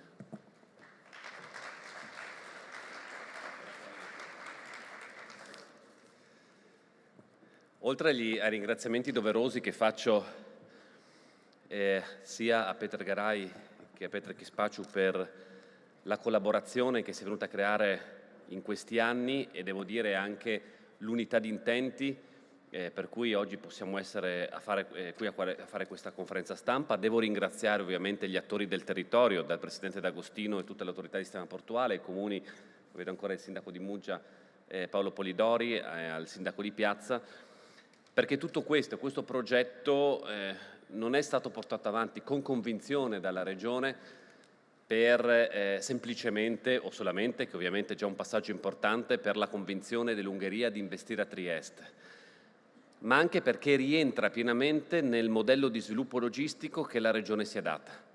Sicuramente come fulcro c'è l'attività portuale, che dopo però si espande a tutta la parte degli interporti e quindi diventa una piattaforma del centro e sud Europa unica, di cui dal porto ovviamente la sua partenza e il suo arrivo, ma tutta all'interno una serie di collegamenti che rendono particolarmente appetibile questo territorio. E l'Ungheria fa parte pienamente di questo sistema. L'Ungheria è dentro questa piattaforma logistica, penso agli interporti di Budapest, penso al collegamento che ha con l'Austria e con Villacco, penso a quindi quest'asse che dal Friuli Venezia Giulia può partire per dare nuove prospettive di sviluppo a tutta quest'area europea. E dunque abbiamo visto con grande favore l'investimento ungherese perché rientra pienamente in questo progetto e rientra pienamente in uno dei due asset che Regione Friuli Venezia Giulia ha deciso di puntare per lo sviluppo del territorio, ovvero quello logistico, l'altro è quello della ricerca di cui ne abbiamo parlato molte volte. Oggi stiamo vedendo che anche le crisi che venivano ricordate anche dal sottosegretario ungherese, sia quella pandemica, sia la crisi nella guerra in Ucraina che abbiamo visto, ci mettono il nostro mondo e soprattutto la nostra realtà di fronte a nuove sfide. Queste nuove sfide, se siamo in grado di affrontarle come sistema, e il sistema non è semplicemente il sistema nazionale, è un sistema che guarda molti paesi affacciati nell'area del sud ed est europeo come partner per dare nuove opportunità ai nostri cittadini e alle nostre imprese. Trieste sicuramente è la porta con il commercio, penso in particolar modo col Far East, ma non solo, e voglio ricordare che il Far East non è solo Cina. Il Far East penso a Singapore, penso all'India, grandi paesi di grande commercio e di grande portualità che possono essere e possono guardare sempre di più a Trieste come porta d'ingresso per l'Europa. Ma questo sta dove? Sta dentro ma questi sono diciamo, dei paesi che possono avere dei rapporti commerciali importanti con noi.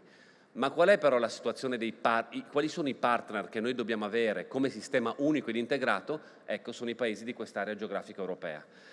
E quindi Regione Friuli-Venezia Giulia, e vado a concludere, continuerà non soltanto a dare supporto ovviamente a questo progetto, e su questo lo posso dire io che sono presidente anche della conferenza delle regioni, dobbiamo dare un forte impulso al governo nazionale per una forte opera di semplificazione normativa che ci permetta di essere anche più rapidi nelle risposte, perché se la regione e l'autorità di sistema penso abbiano fatto il loro lavoro in pochissimi mesi, a livello nazionale, non per cattiva volontà, ma tante volte per la sovrapposizione di norme che si sono succedute negli anni, non impedisce, o meglio, impedisce di dare risposte rapide e rende meno competitivo il nostro Paese. Su questo io mi auguro che ci possa essere, anche in relazione al nuovo governo che si insedierà, una grande opera che possa andare in quella direzione, affrontando punto per punto in modo serio e non semplicemente con i proclami della semplificazione, ma che si possa intervenire in modo serio, in particolar modo sulle norme ambientali,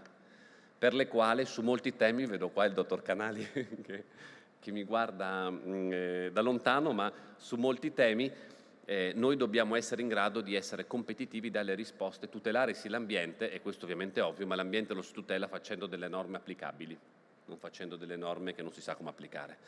Scusate questa breve parentesi, però reputo importante, ma dicevo, la Regione non darà soltanto il supporto per questo investimento, ma continuerà a mettere moltissime risorse, come abbiamo fatto, per tutto lo sviluppo logistico del Friuli Venezia Giulia. Basta, non voglio qua fare ovviamente un ricordo dei singoli numeri, ma penso siano a disposizione di tutti, quante risorse la Regione mette a disposizione, sia ovviamente dell'attività portuale, e questo anche è frutto della grande collaborazione interistituzionale che c'è. Un ente dello Stato che collabora con la Regione collabora con l'ente dello Stato, mette addirittura risorse proprie su ente che diciamo che non è sua diretta competenza, ma perché crede nello sviluppo delle infrastrutture, così come abbiamo messo moltissime risorse su tutta la parte interporti, che sono un'altra asset che siamo riusciti a far sistema e vogliamo far sempre più metterli in rete e collegarli fra di loro. Su questo l'Ungheria e gli investitori che vorranno venire in Friuli Venezia Giulia e Trieste troveranno nella Regione sicuramente le porte aperte e un partner credibile, non soltanto ovviamente perché siamo contenti che questo territorio attragga investimenti, ma soprattutto perché abbiamo delineato delle linee di sviluppo, e chi come il governo ungherese sceglie di approcciarsi proprio dentro queste linee non può che trovare il pieno appoggio della Regione Autonoma Friuli Venezia Giulia. Grazie.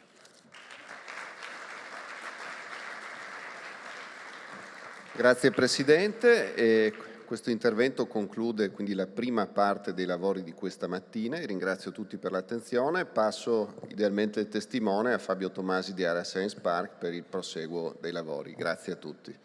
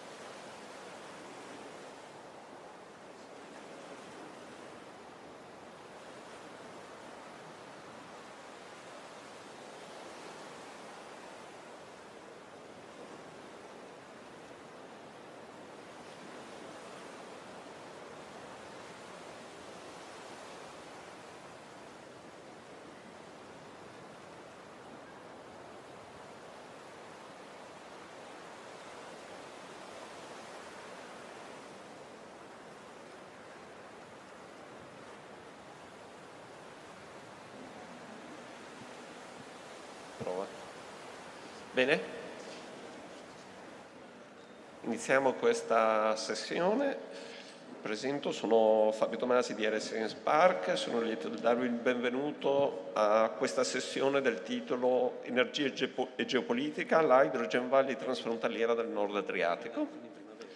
Abbiamo a lungo sentito questa mattina parlare di idrogeno, di economia circolare, di parlare dell'importanza di avere un approccio europeo.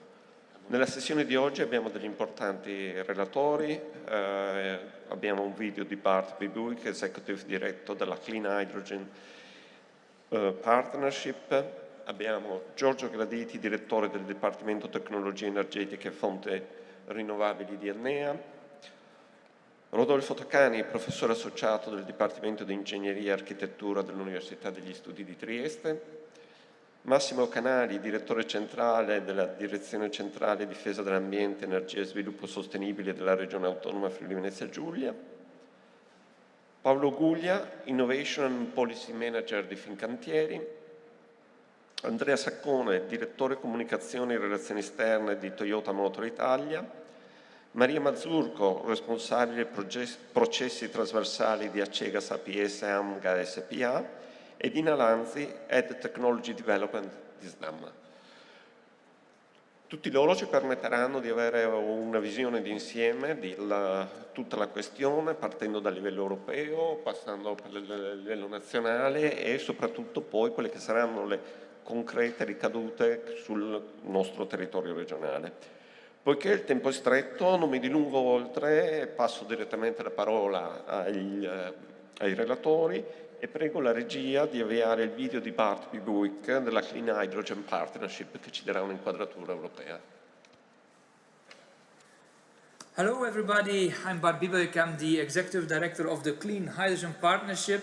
And first of all, I would like to thank you for inviting me to give some introductory remarks before you can start your roundtable discussion. Unfortunately, I cannot be there physically, and that's why I have to address you through this video, but I found it so important to say a few words to you, because I remember very well that last year I was with you in Trieste, where we had actually, I think it was exactly this moment where we had the first meeting with certain stakeholders and also with representatives of the various countries, where we started to discuss on the North Adriatic Hydrogen Valley. That would be the first cross-border hydrogen valley in Europe. Actually, this was one of the requests from our Commissioner Timmermans. He said he would like to see such a cross-border hydrogen valley. Well, that is why we tried to build such a cross-border in your area. And I have to say, after that meeting, where I felt like everybody was quite enthusiastic and really wanted to make it happen, so then there was some other meeting in Slovenia, Nova Gorica, that was then in November, and then we had in the next year, or at the beginning of this year, we had then a meeting in Croatia, and all those meetings were building up the momentum, and actually until last few weeks, recently, you submitted your proposal, the North Adriatic Hydrogen Valley proposal, to the Clean Hydrogen Partnership. Actually, this proposal at this moment is under evaluation. I cannot say anything about your proposal, but it will be for sure evaluated until the end of the year, and then you will hear the results, whether you have won or not. But already at this moment, I would like to congratulate you, the whole consortia, by submitting a very ambitious proposal. And I know it's not easy, because you have different cultures, a lot of different stakeholders, and it might not always be easy to agree on a certain common direction.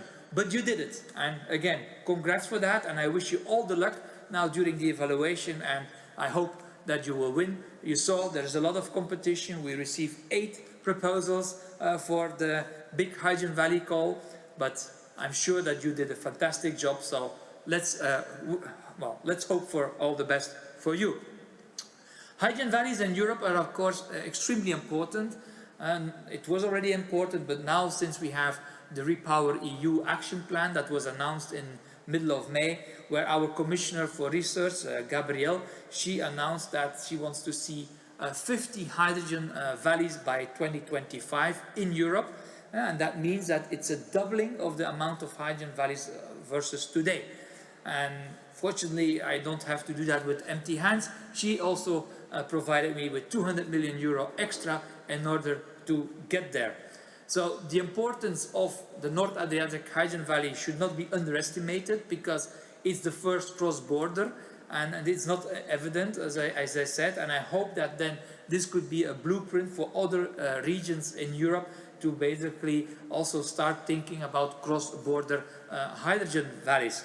But also, it's a hydrogen valley where also you have now Central Eastern European countries involved. I mean, so far, most of the hydrogen valleys are always in Western Europe, so it's great to see also that Central Eastern Europe is also moving towards hydrogen valleys. So, very important. What is also important to say is that it's not only in Europe that hydrogen valleys are starting to grow, but it's something that's become a global thing. I mean, under the mission innovation, there is the Hydrogen Valleys mission, and they would like to build 100 hydrogen valleys by 2030 globally.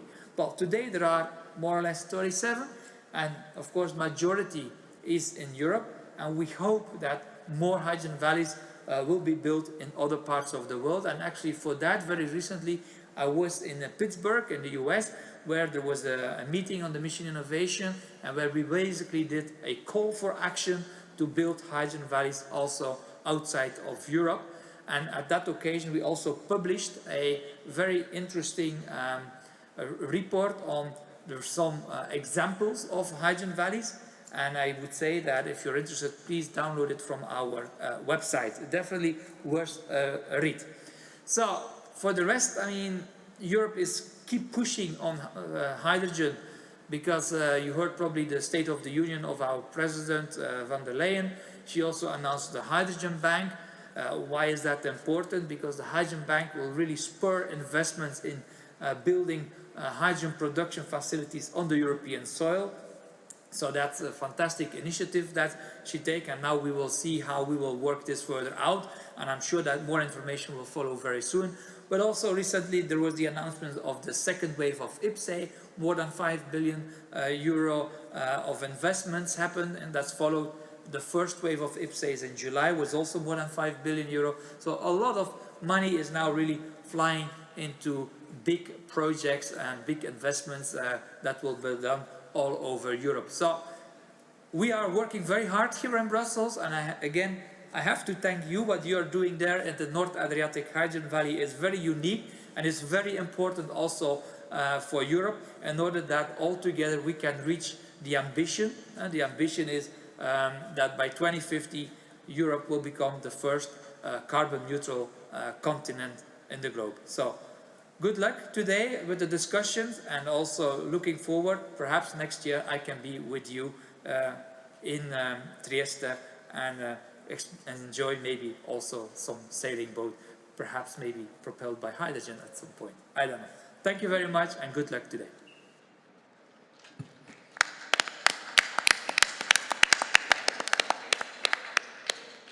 Bene, ringraziamo Bart Bijburg per questa introduzione, questo inquadramento europeo. Io ora chiederei a Giorgio Graditi di Enea di portarci invece a livello nazionale, darci un inquadramento su quello che sarà l'approccio italiano per la transizione energetica e la rivoluzione dell'idrogeno. Sì, buongiorno a tutti e grazie intanto dell'invito. Abbiamo ascoltato l'intervento di prima, dal quale si evince che ci sono iniziative a livello internazionale. È stata citata Mission Innovation con la mission sulla Clean Hydrogen Production. Ci sono iniziative importanti, ne cito soltanto alcune a livello europeo, in particolare i cosiddetti importanti progetti di comune interesse europeo, che hanno già notificato 2 wave sull'idrogeno. La prima, che è l'Hydrogen Technology, quindi per lo sviluppo delle tecnologie finalizzate alla produzione di idrogeno, e la seconda, che invece è definita High Use e che riguarda sostanzialmente la decarbonizzazione negli usi, in particolare nel settore industriale. Sono in fase di prenotifica altre wave che riguardano in particolare il settore dei trasporti e mobilità, e si sta ragionando anche sul tema delle infrastrutture, sebbene le infrastrutture non sono finanziabili o non sono ritenute finanziabili attraverso il meccanismo degli aiuti di Stato, che è quello che governa l'IPCEI. Ciò per dire che il quadro relativo all'idrogeno è un quadro significativo, concreto a livello internazionale e europeo, e lo è anche a livello nazionale. Se guardiamo a casa nostra, lo strumento di riferimento è indubbiamente il Piano Nazionale di Ripresa e Resilienza, che destina circa 3,6 miliardi di euro per l'idrogeno. Sono numeri importanti, probabilmente non sufficienti, ma sicuramente importanti, quindi come volano, come strumento di avvio, che si declinano sostanzialmente in alcuni asset di azione. Il primo riguarda la decarbonizzazione dei settori hard to abate, con livelli di penetrazione differenti dell'idrogeno. Il secondo settore afferisce al comparto dei trasporti e della mobilità, e in particolare i trasporti pesanti, quindi sia sul ferroviario sia i trasporti su track, quindi su gomma. Ci sono anche delle attività che riguardano le refueling station, cioè la realizzazione delle infrastrutture poi per la ricarica dei veicoli, e anche un piano importante, lasciatemi su questo spendere 2 parole molto rapide, che è il Piano Nazionale della Ricerca, che vede, oltre ad Enea come soggetto coordinatore, anche il coinvolgimento di RSE e CNR, e ovviamente poi la partecipazione e la condivisione con quelle che sono le altre realtà operanti nel settore, sia industriali sia gli enti locali. In questo scenario dobbiamo collocare al meglio l'idrogeno. Se guardiamo il processo della transizione energetica, sappiamo tutti che è un processo complesso. Ora non mi ripeto su cose che sono state già dette oggi o comunque sono già ampiamente diffuse e in qualche modo direi anche condivise. Però parliamo di un processo di transizione e come tale deve essere graduale.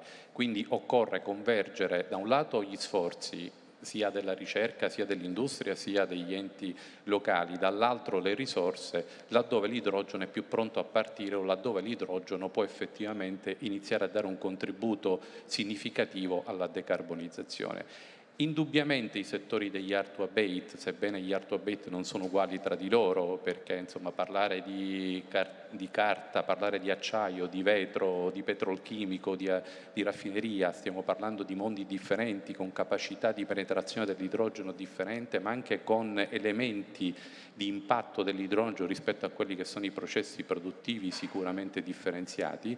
Però gli hard to abate sono un settore dove l'idrogeno certamente può e deve avere un ruolo importante, così come un altro settore è certamente quello dei trasporti, soprattutto se guardiamo i trasporti pesanti o i trasporti su lunga distanza. Ci sono misure significative anche nell'ambito del PNRR sul trasporto ferroviario nazionale e regionale, sui trasporti intermodali, su i trasporti legati a merci ma anche passeggeri, soprattutto su distanze lunghe, il trasporto navale, eccetera. Quindi è un'azione direi di mix, quindi un approccio combinato e integrato che poi deve portare ad applicazioni concrete. In questo contesto si inserisce un altro asset fondamentale che è quello delle Hydrogen Valley. Voi qui tra l'altro in Regione Friuli Venezia Giulia avete avviato una delle iniziative più importanti sicuramente che abbiamo in essere, direi che è anche peculiare da questo punto di vista, è unica e quindi può diventare un modello, ci auguriamo, da esportare in termini di replicabilità e espandibilità in altri contesti, perché è una iniziativa transfrontaliera, quindi un'iniziativa che mette insieme, oltre al concetto dell'Hydrogen Valley, che di per sé abbraccia già temi e comparti differenti, mette insieme anche delle realtà geografiche, ma non solo geografiche, direi anche in termini di caratteristiche dei territori differenti, coinvolgendo Slovenia e Croazia.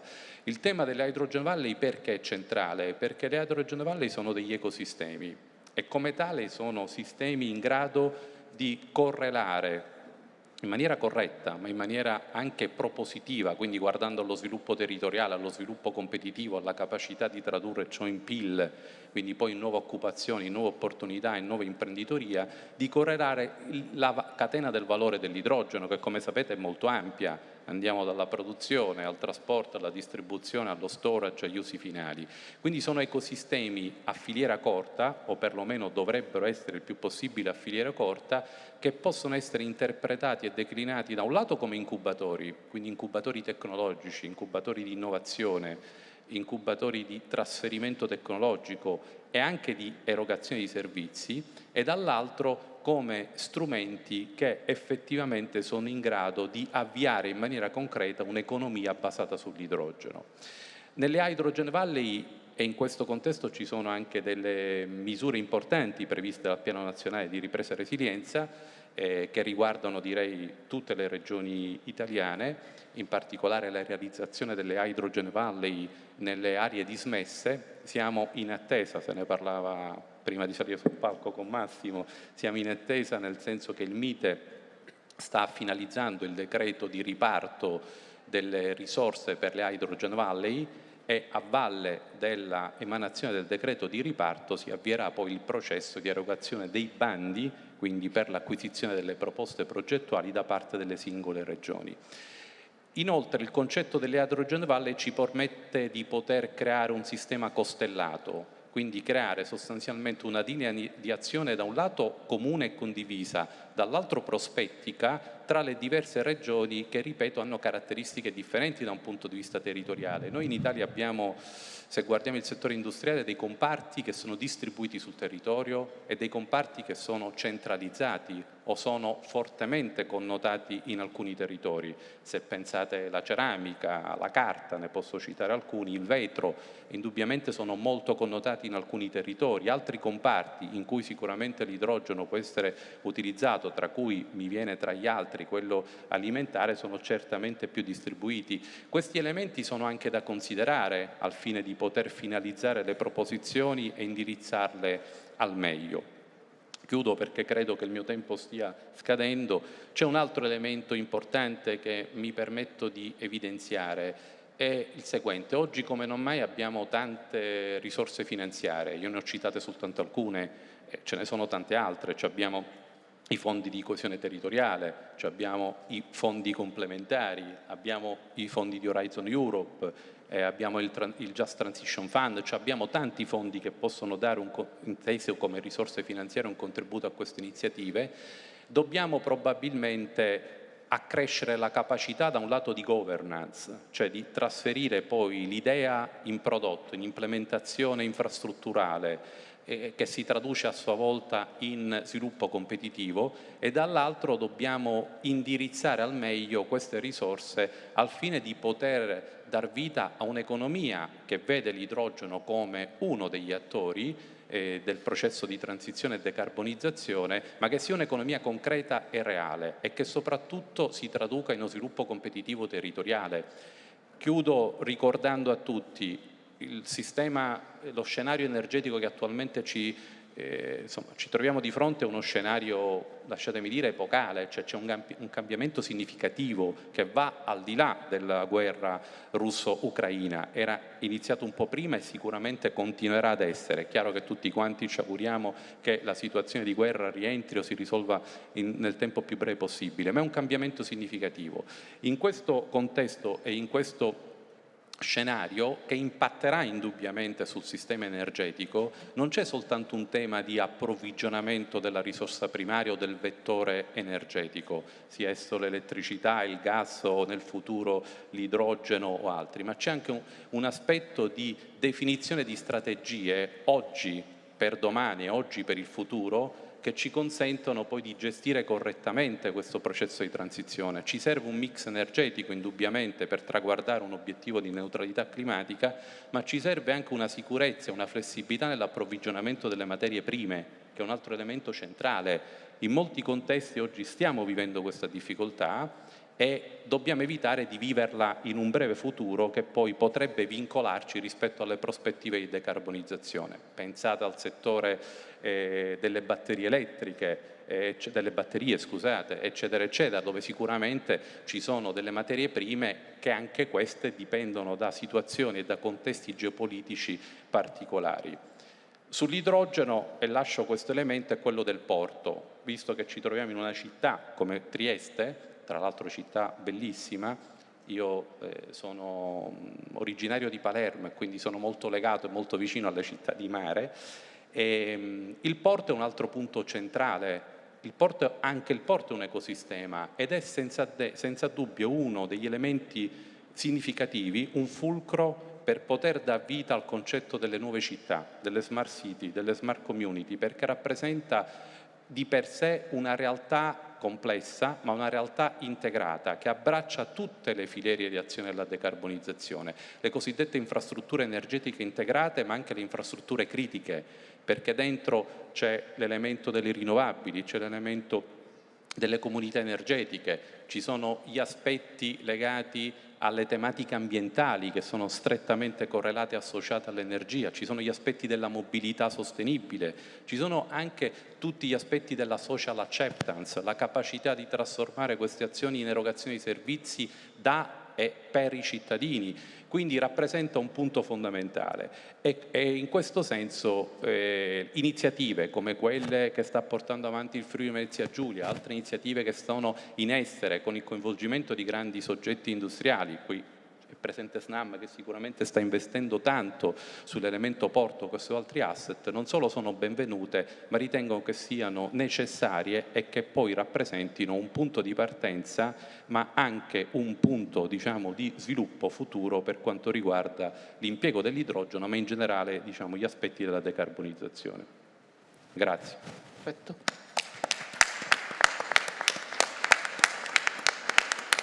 Grazie mille. Dato questo inquadramento nazionale, scenderei a livello regionale. Abbiamo già visto che la Regione Friuli Venezia Giulia è particolarmente attiva e anche già lanciata con un approccio transfrontaliero, per cui chiederei a Massimo Canali della Regione Friuli Venezia Giulia di darci qualche dettaglio in più. Sì, grazie Fabio, buongiorno a tutti. Sì, parto da un documento molto importante del marzo di quest'anno che è stato sottoscritto dal Presidente Fedriga, che era qui prima con noi, dal Segretario di Stato del Ministero delle Infrastrutture della Slovenia e dal Segretario di Stato del Ministero dello Sviluppo Sostenibile e dell'Economia del Ministero appunto della Croazia, ed è una lettera di intenti per l'attività di creazione appunto della Nord Adriatic Cross Border Hydrogen Valley, cioè una valle dell'idrogeno transfrontaliero, transnazionale del Nord Adriatico.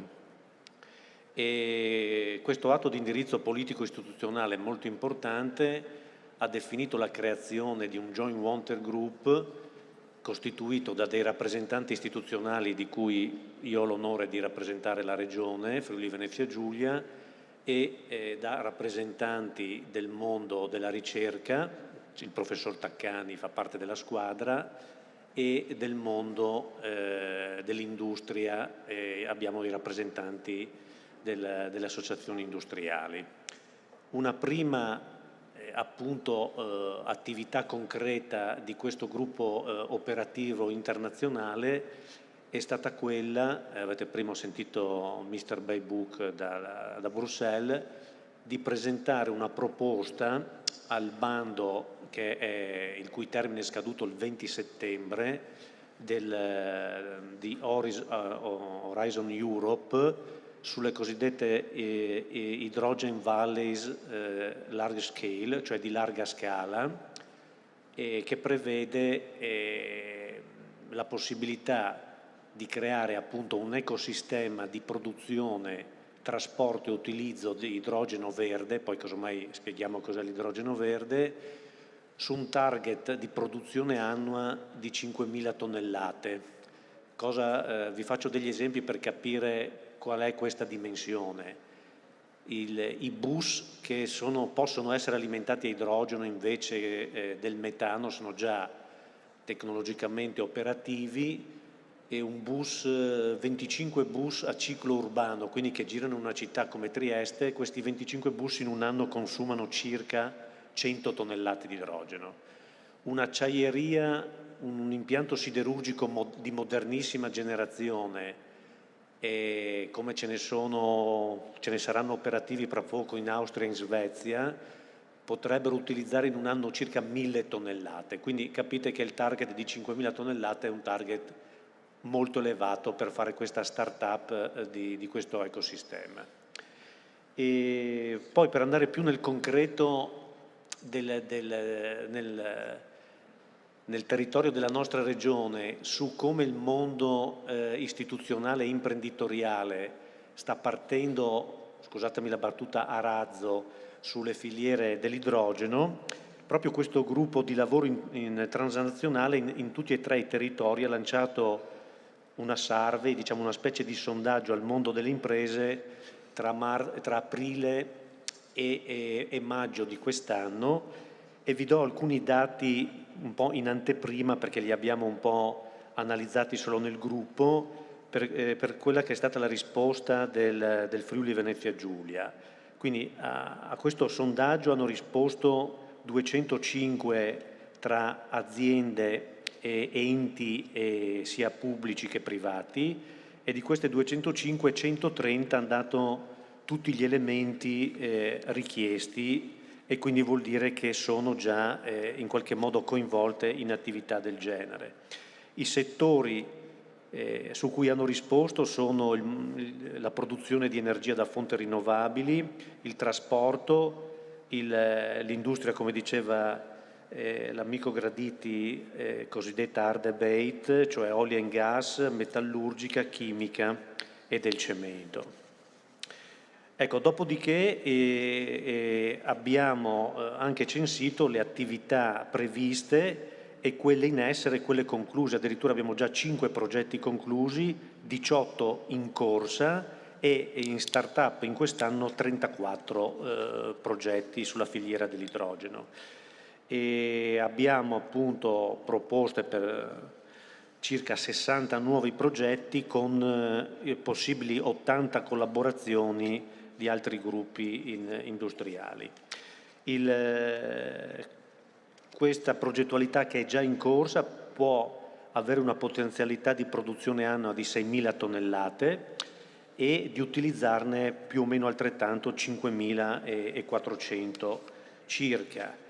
La dislocazione geografica di varie ipotesi produttive di utilizzo d'Italia da 500 tonnellate l'anno sono soprattutto nell'area dell'ex provincia di Udine e qui nell'area di Trieste.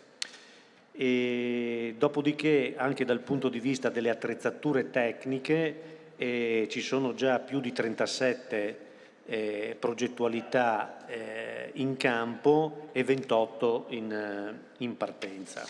Ecco, questo per darvi, diciamo così, questo spaccato di questa situazione. E poi, diciamo, per concludere, visto che il tempo è limitato, con un asterisco, visto che ci sono molti ragazzi, ecco, qui presenti. Io 2 anni dopo che mi sono laureato nel 96, mi sono laureato nel 94, se andate su YouTube c'è un film con un Keanu Reeves sconosciuto all'epoca, che si chiama Chain Reaction, di fantascienza, in cui veniva però configurata la creazione delle valli dell'idrogeno verde per affrancare la società dalle fonti fossili. E quindi questo è come un messaggio per dire che i sogni e la fantascienza possono diventare realtà, e soprattutto è molto importante che la nuova generazione di tecnici su queste nuove tecnologie siete voi, e quindi è molto importante che su questi aspetti ci sia un impegno per le nuove generazioni. Grazie per l'attenzione.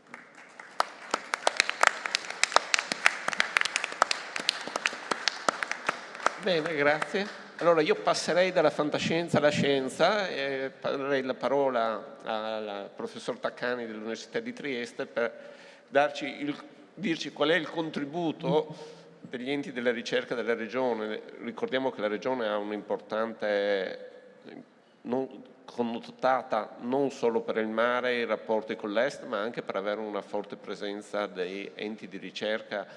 Quindi a te la parola. Grazie Fabio, buongiorno a tutti. Quindi il sistema scientifico regionale e l'università hanno avuto e potranno avere un ruolo importante in questo processo, nel processo della transizione energetica. Per fare un esempio, più specificatamente nella Hydrogen Valley del Nord Adriatico, fin dalle primissime fasi dell'ideazione, e in questo caso proprio su spunto dell'Università di Trieste, il sistema scientifico si è organizzato e coordinato per supportare il processo di formazione e informazione dei decisori politici, e per mettere in contatto le aziende, informare le aziende su quali sono le tecnologie e le opportunità in questo senso. Poi il tempo è pochissimo, quindi cito proprio alcuni spunti. Poi c'è il tema certamente della ricerca di base. E in questo senso il sistema scientifico regionale ha già espresso e potrà esprimere le competenze, per fare sempre degli esempi, nel campo dello sviluppo di nuovi materiali per la produzione dell'idrogeno, per lo stoccaggio, ma anche sempre per fare un esempio nel campo della digitalizzazione. Per quanto riguarda la progettazione, la gestione di sistemi energetici complessi, è sempre più importante appunto lo sviluppo di gemelli digitali. Bene, ultimo ma certamente non meno importante tema, e mi fa veramente piacere vedere tanti giovani qui, è proprio quello della formazione, l'informazione e la specializzazione. Quindi il territorio si sta attrezzando per promuovere e organizzare dei percorsi formativi proprio in modo tale da dotare i giovani di quelle competenze, di quelle specializzazioni necessarie per la transizione digitale, scusate, la transizione energetica e l'utilizzo dell'idrogeno. E quindi, e poi insomma, è importantissimo far crescere la consapevolezza che siamo tutti parte del sistema energetico e tutti quanti possiamo avere un ruolo attivo proprio nei processi di utilizzo dell'energia, ma anche di impatto ambientale. Quindi dobbiamo abituarci a pensare che i nostri comportamenti, le nostre abitudini hanno certamente un ruolo importante.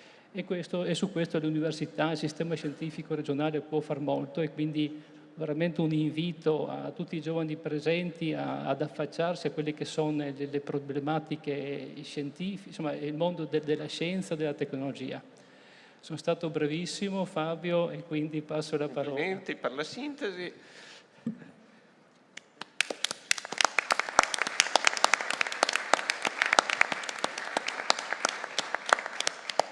Bene, passerei a questo punto, visto che siamo di fronte al mare, il settore dei trasporti navali. È sicuramente indicato uno di quelli più promettenti per le applicazioni dell'idrogeno, però la strada da percorrere è ancora abbastanza lunga, e quindi inviterei Paolo Guglia di Fincantieri a illustrarci un po' la strada da percorrere e quali sono le opportunità. Prego la regia di mettere le slide. Grazie mille, sono molto onorato e mi fa molto piacere di essere qui a rappresentare la mia azienda Fincantieri al Barcolana Sea Summit. So che non avrò molte difficoltà con questa prima slide, in cui quando parlo con dei policy maker a Bruxelles cerco di convincerli su una cosa fondamentale per noi, per me, eccetera.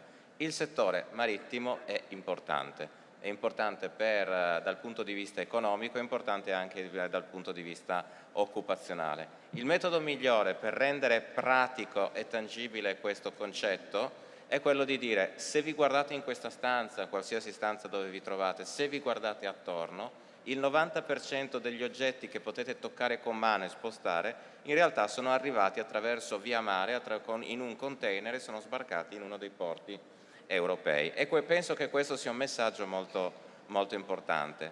The dark side of maritime, cioè l'altra faccia della medaglia, è che il settore marittimo inquina. I dati del 2018 dicono che il settore marittimo in termini internazionali inquina 1 billion ton di emissioni di CO2, che a spanne fa circa il 3% delle emissioni globali mondiali dello stesso anno. Questa cosa è ben nota, difatti i regolatori sia internazionali, l'International Maritime Organization, sia europei, la European Commission, stanno regolamentando al fine di mettere degli obiettivi molto ambiziosi per il 2030 e andare verso la decarbonizzazione del settore marittimo entro il 2050.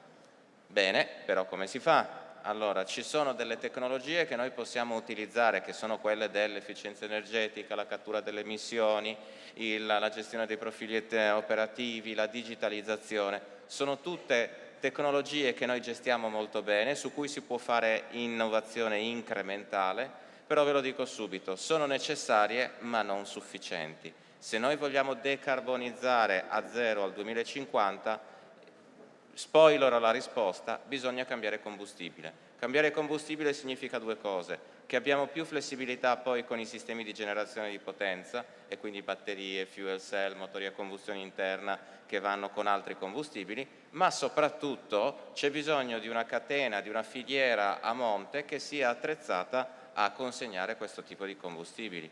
Questo è il motivo per cui Fincantieri è molto impegnata anche in quelli che sono i tavoli, le associazioni settoriali a Bruxelles o europee, e anche in termini di alleanze e partnership di ricerca e innovazione. Questo è il motivo per cui le Hydrogen Valley e la North Adriatic Hydrogen Valley è di particolare importanza e interesse, perché permette di attivare in ambito micro tutta quella lunga catena di fornitura dalla produzione all'utilizzo che è necessario per avviare una nuova economia energetica. Tornando a Fincantieri, Fincantieri ha cominciato a lavorare sull'idrogeno da circa alla fine degli anni 90 con la prima applicazione, che era un'applicazione militare nei sottomarini. Da quel dì a oggi numerosi sono stati i progetti di ricerca sia finanziati con fondi pubblici nazionali che con fondi pubblici europei, sia autofinanziati da Fincantieri, per andare a vedere l'applicabilità dell'idrogeno e dei combustibili derivati dall'idrogeno in applicazioni civili, quindi in navi civili.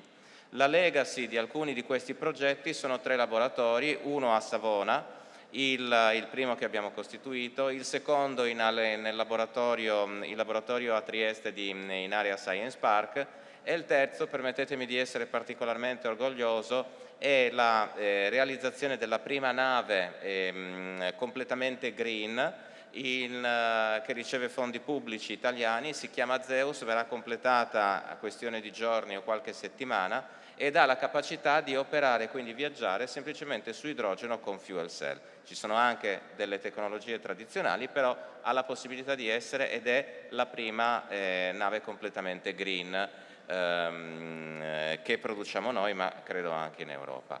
Perché sono importanti questi esperimenti a livello di small scale? Perché poi bisogna fare il salto. Nel fare il salto abbiamo l'orgoglio di poter dire che siamo stati una delle 35 aziende selezionate in quello che già citava il dottor Graditi, il primo IPCEI sull'idrogeno, H2 Tech, e siamo una delle 6 aziende italiane a parteciparvi. Che cosa facciamo? Studiamo dei sistemi ibridi di generazione di potenza che poi andiamo, sempre nel progetto, a implementare in un concept di nave da crociera. Questo perché? Per dare applicazione in quella che è la vision di Fincantieri, che è capace già oggi di produrre navi a basso impatto ambientale attraverso l'utilizzo di LNG, ma con una vision di medio e di lungo periodo di andare verso quella che è la completa decarbonizzazione. Come? Attraverso l'utilizzo e l'adozione di nuovi combustibili come l'idrogeno, i combustibili derivati dell'idrogeno e attraverso l'utilizzo di nuovi sistemi di generazione di potenza, che significa l'utilizzo dei motori a combustione interna anche con questi combustibili sostenibili, l'utilizzo di batterie e l'utilizzo di fuel cell. Io vi ringrazio per l'attenzione e restituisco la parola al dottor Tomasi. Perfetto, grazie. Tornando a terra, vediamo in questi momenti che è il momento delle auto elettriche. Prima sembrano qualcosa di nicchia, adesso sono diventate la realtà. Anche la regione Friuli Venezia Giulia contribuisce a questa transizione col progetto Noemix, però se guardiamo un po' più in là, già una nuova rivoluzione si sta facendo avanti con vetture a idrogeno. Ecco, quindi chiederei a Toyota se ci può condividere qual è la sua visione su questo punto. Certo, con piacere. Anche da parte mia un ringraziamento e un buongiorno a tutti quanti voi. Approfitto per chiedere magari il clicker così le slide. Mi aiuto con... Prego la regia di mettere le slide. Con le slide. Toyota ha iniziato molti anni fa a sviluppare la tecnologia delle fuel cell a idrogeno. In realtà noi abbiamo un approccio verso la mobilità che è un approccio multitecnologico. Questa non è la mia presentazione, quindi mentre parlo chiedo magari se... Un approccio multitecnologico. Vediamo e pensiamo che sia necessaria più di una soluzione tecnologica per affrontare le sfide della decarbonizzazione dei trasporti e quindi abbiamo bisogno sia delle automobili a basse emissioni, bassissime emissioni come quelle ibride, full hybrid e full hybrid plug-in, sia quelle a zero emissioni, quindi le auto elettriche a batteria, ma anche le auto elettriche alimentate dalle fuel cell a idrogeno. Non vedo la mia presentazione, vado avanti a braccio.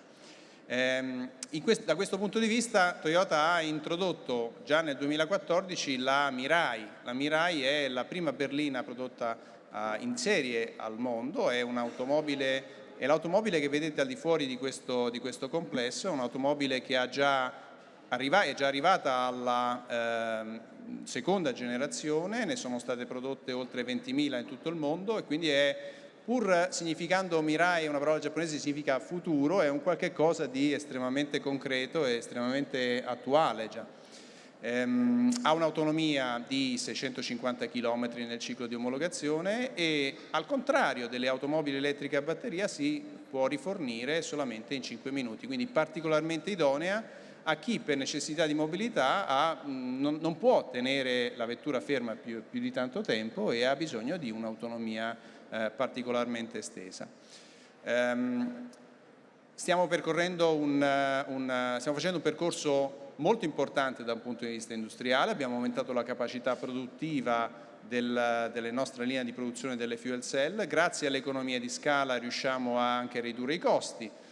Si pensa che un'automobile di questo tipo possa essere particolarmente costosa, in realtà già oggi la seconda generazione non è così lontana, anzi non lo è affatto rispetto al prezzo di un'automobile elettrica a batteria di pari categoria e il nostro obiettivo dichiarato è quello di arrivare alla terza generazione della Mirai potendola portare sul mercato allo stesso prezzo di un'automobile ibrida equivalente. Quindi diciamo, è uno sforzo industriale molto importante ma che stiamo facendo e siamo convinti di riuscire a realizzare.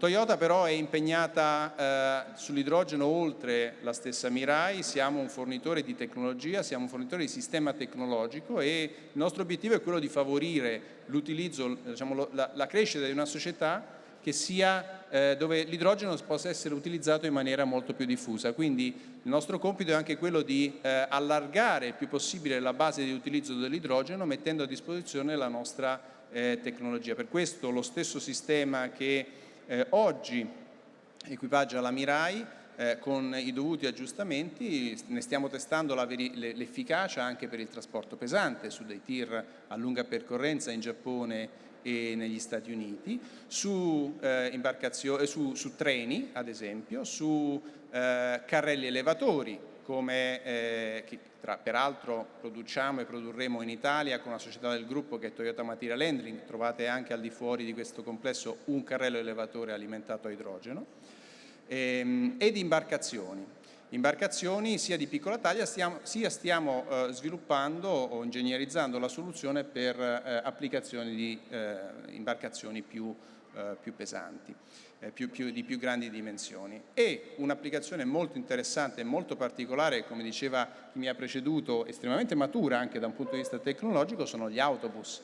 In particolar modo lasciatemi citare una partnership che Toyota ha sviluppato in Europa con Caetano Bus, che da qualche anno ormai consegna autobus da città a idrogeno in Europa e tra l'altro sono autobus a doppio marchio, quindi Toyota e Caetano Bus, che utilizzano una piccola variazione della soluzione della Mirai adattata appunto al trasporto autobus. Autobus che hanno e svolgeranno un ruolo molto importante nel prossimo futuro per abilitare la mobilità a idrogeno all'interno dei centri cittadini, delle grandi città, e in una logica di trasporto integrato e integrata di sviluppo dell'idrogeno, ad esempio nelle Hydrogen Valleys, saranno probabilmente l'elemento catalizzatore che riuscirà a sviluppare anche un'infrastruttura di rifornimento che poi potrà essere utilizzata anche da altri mezzi. E sugli autobus, prima di chiudere, mi lasci dare una notizia dell'ultima ora.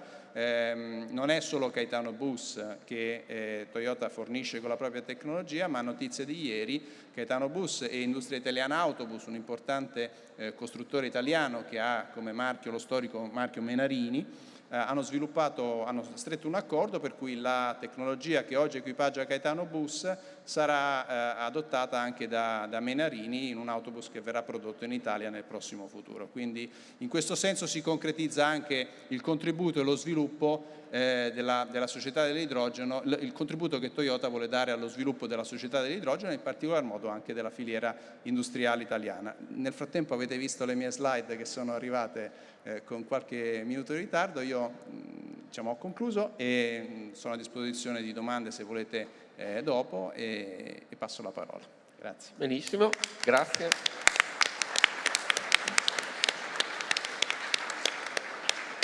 Tra parentesi, come diceva, c'è la possibilità di osservarle anche concretamente, sono qui davanti, anzi la Mirai la vedo anche da qui. Bene, abbiamo avuto delle suggestioni molto interessanti sull'utilizzo dell'idrogeno, poi c'è anche la questione del trasporto, distribuzione e stoccaggio.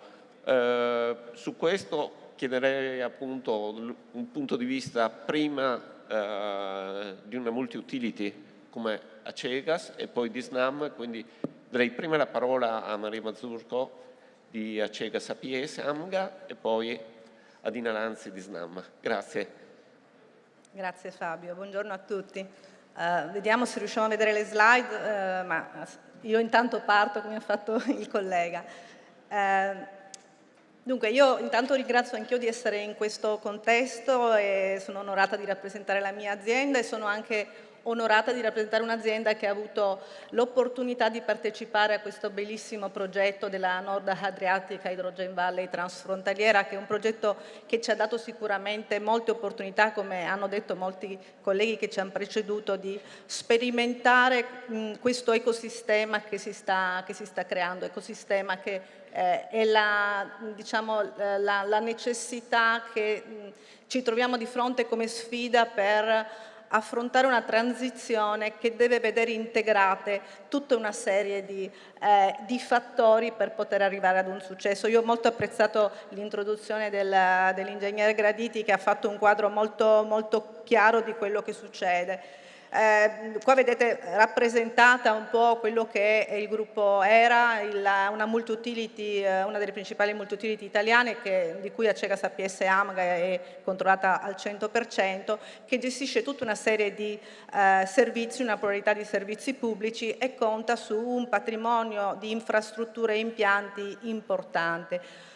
Un patrimonio che in questo momento va un po' ripensato, come tutti i modelli di business, in una prospettiva più di lungo termine, proprio per costruire quella strategia che l'ingegner Graditi diceva essere essenziale anche per allocare in maniera corretta le risorse sia pubbliche che private e rendere quindi questo patrimonio importante di asset fungibile anche per gli obiettivi che abbiamo al 2030 e al 2050. Questo è un fatto essenziale, quindi gestire bene queste risorse, allocarle correttamente, guardare sempre a portare un beneficio all'ambiente con ogni euro che noi spendiamo.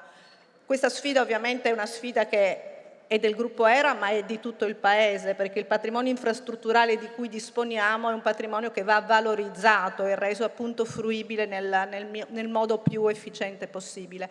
Quindi nel pensare a come noi ci proporremo a lungo termine, vi mostro questa slide, che è una slide estratta dal nostro PNIEC, il Piano Nazionale per all'economia e il clima, che ci fa vedere come il mix energetico in Italia si modificherà. Vedete riquadrato in azzurro quello che è il ruolo che l'idrogeno dovrebbe assumere e, come ci diceva l'ingegnere Gaditi e tutti i relatori che ci hanno preceduto, dovrebbe essere il vettore che andrà in buona misura a coprire dei fabbisogni del trasporto pesante e dell'industria hard to abate, cioè l'industria che non può essere elettrificata. Ecco, quindi guardando a questo scenario più a lungo termine, noi stessi come gruppo stiamo un po' ripensando a quali potrebbero essere lo sviluppo dei nostri servizi, dei nostri asset, dei nostri business, per avere una prospettiva lungimirante ma allo stesso tempo concretamente realizzabile. E da questo punto di vista notiamo sempre di più come il mondo tra l'industria, la distanza che c'era tra l'industria e la ricerca si sta accorciando, e il panel di attori che ci troviamo oggi sul palco ne è testimonianza, perché sempre di più i business tradizionali devono evolvere in una prospettiva che non è sempre ancora così industrialmente consolidata, quindi c'è una ricerca di trovare soluzioni innovative, non ancora del tutto testate, ma che allo stesso tempo possano avere una prospettiva industriale ed economica concreta di affermazione nei prossimi anni. Ecco, in questo senso il gruppo ERA appunto già da anni si è impegnato nel mondo dell'idrogeno, che abbiamo visto avere un ruolo molto ben delineato dal nostro PNIEC al 2050, e quindi sta investendo in vari ambiti nella ricerca sull'idrogeno, soprattutto anche con questa prospettiva di valorizzare il patrimonio di asset e impianti esistenti. Vado molto veloce perché siamo un po' lunghi quei tempi, quindi non vi rappresento tutti gli ambiti sui quali il gruppo ERA si sta impegnando, ma mi calo un po' su quello che è la progettualità specifica che abbiamo inserito appunto in questo progetto della Nord Adriatica Hydrogen Valley, che si basa su due progetti. Uno che valorizza una sorta di simbiosi industriale con i nostri termovalorizzatori, quindi da una parte c'è l'utilizzo di energia elettrica da fonte rinnovabile, perché per il 51% l'energia deriva da biomassa, ma anche riutilizza le acque di processo di raffreddamento delle torri evaporative, perché sappiamo che uno dei temi, delle preoccupazioni a livello mondiale e europeo è il grande quantitativo di risorsa idrica che il processo di elettrolizzazione richiede. Quindi il fatto di riutilizzare acque di processo è sicuramente un vantaggio. Quindi le progettualità sono appunto questa: il posizionamento di un elettrolizzatore da 2 megawatt in simbiosi con il nostro termovalorizzatore di Trieste, con le caratteristiche che vi dicevo, ma anche, avendo noi un patrimonio di asset di reti di distribuzione gas a Trieste, stiamo studiando come queste infrastrutture possano essere sempre più fruibili anche per una graduale diluizione di idrogeno nelle reti metano in una prospettiva futura. Io con questo mi fermerei perché vedo che sono già andata un pochino oltre. Ringrazio ancora per questa opportunità e ripasso la parola a Fabio. Bene, grazie mille. Chiederei ora ad Dina Lanzi di SNAM di darci appunto una prospettiva sul trasporto dell'idrogeno, sia in una prospettiva italiana che poi anche transfrontaliera europea. Sì, molto volentieri, buongiorno a tutti. Io mi riaggancio ancora alla tematica delle infrastrutture e il valore che abbiamo. E SNAM diciamo, è il maggior trasportatore sulla rete ad alta pressione di SNAM di italiana, e diciamo, con i suoi 33.000 chilometri di rete copre praticamente tutto il territorio. Siamo piuttosto discreti perché gran parte delle nostre infrastrutture sono sottoterra, per fortuna. Mi riaggancio a un assist che ci ha dato il presidente di SIOC, credo fosse nel precedente panel, che diceva che i bavaresi hanno pensato di utilizzare un oleodotto come infrastruttura idrogeno. Adesso senza nulla togliere ai colleghi tedeschi, diciamo che Snam è già da un po' che lavora su questo e vorrebbe rendere disponibile l'infrastruttura che l'Italia ha di metanodotti anche per il trasporto dei green gas. Abbiamo già cominciato con, allora le slide ci sono, bene, abbiamo già cominciato col biometano e quindi abbiamo cominciato a miscelare il gas naturale di origine fossile con il biometano presente appunto prodotto sul territorio. L'ambizione adesso è di rendere l'infrastruttura disponibile anche per l'idrogeno, quindi abbiamo già cominciato da tempo, sostanzialmente dal 2020, che accuratamente pezzo per pezzo della rete, di tutte le apparecchiature della rete, abbiamo cominciato a valutarne la compatibilità con miscela idrogeno fino addirittura poi al puro idrogeno, al 100% dell'idrogeno. È stato un lavoro lungo che si è chiuso, partito appunto alla fine del 2020 e chiuso nel 2021, alla fine del 2021, che ci ha permesso appunto di stabilire quanta parte della nostra rete sarebbe compatibile con il trasporto dell'idrogeno.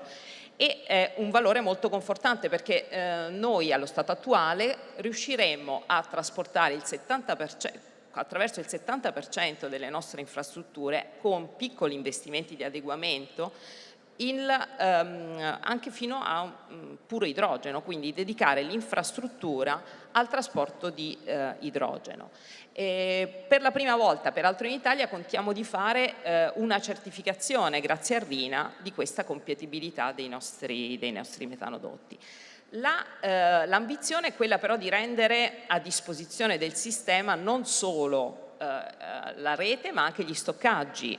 Non dimentichiamo che per parlare di idrogeno verde si intende appunto parlare di idrogeno prodotto da rinnovabili e le rinnovabili purtroppo hanno questo difetto di non essere continuative, quindi l'infrastruttura e lo stoccaggio possono proprio stabilizzare la caratteristica principale delle rinnovabili, appunto, che è l'intermittenza e la non programmabilità.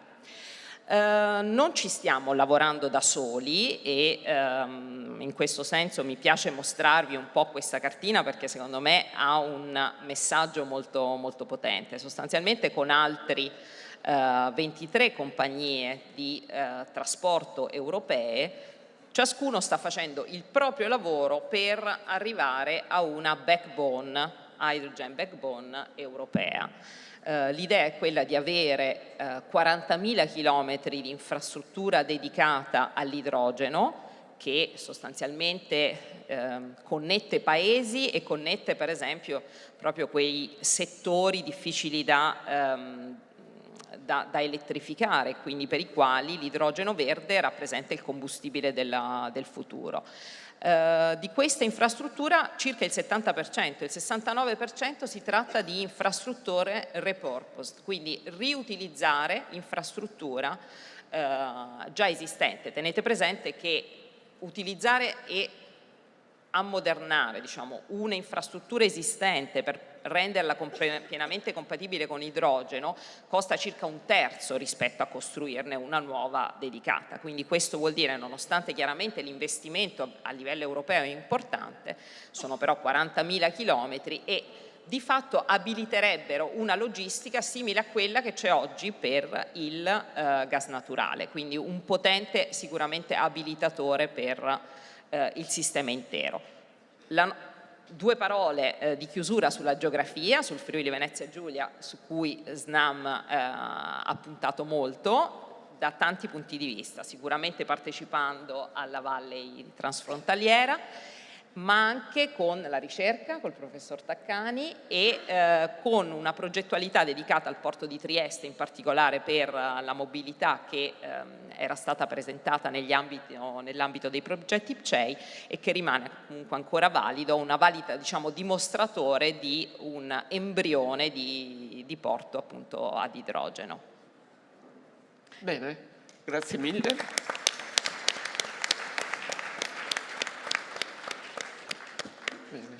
Ci sarebbe ancora molto da dire, tanti temi da approfondire, purtroppo il tempo è tiranno, dobbiamo chiudere qui questa sessione.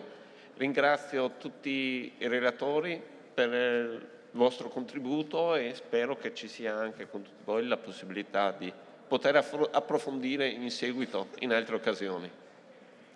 Grazie.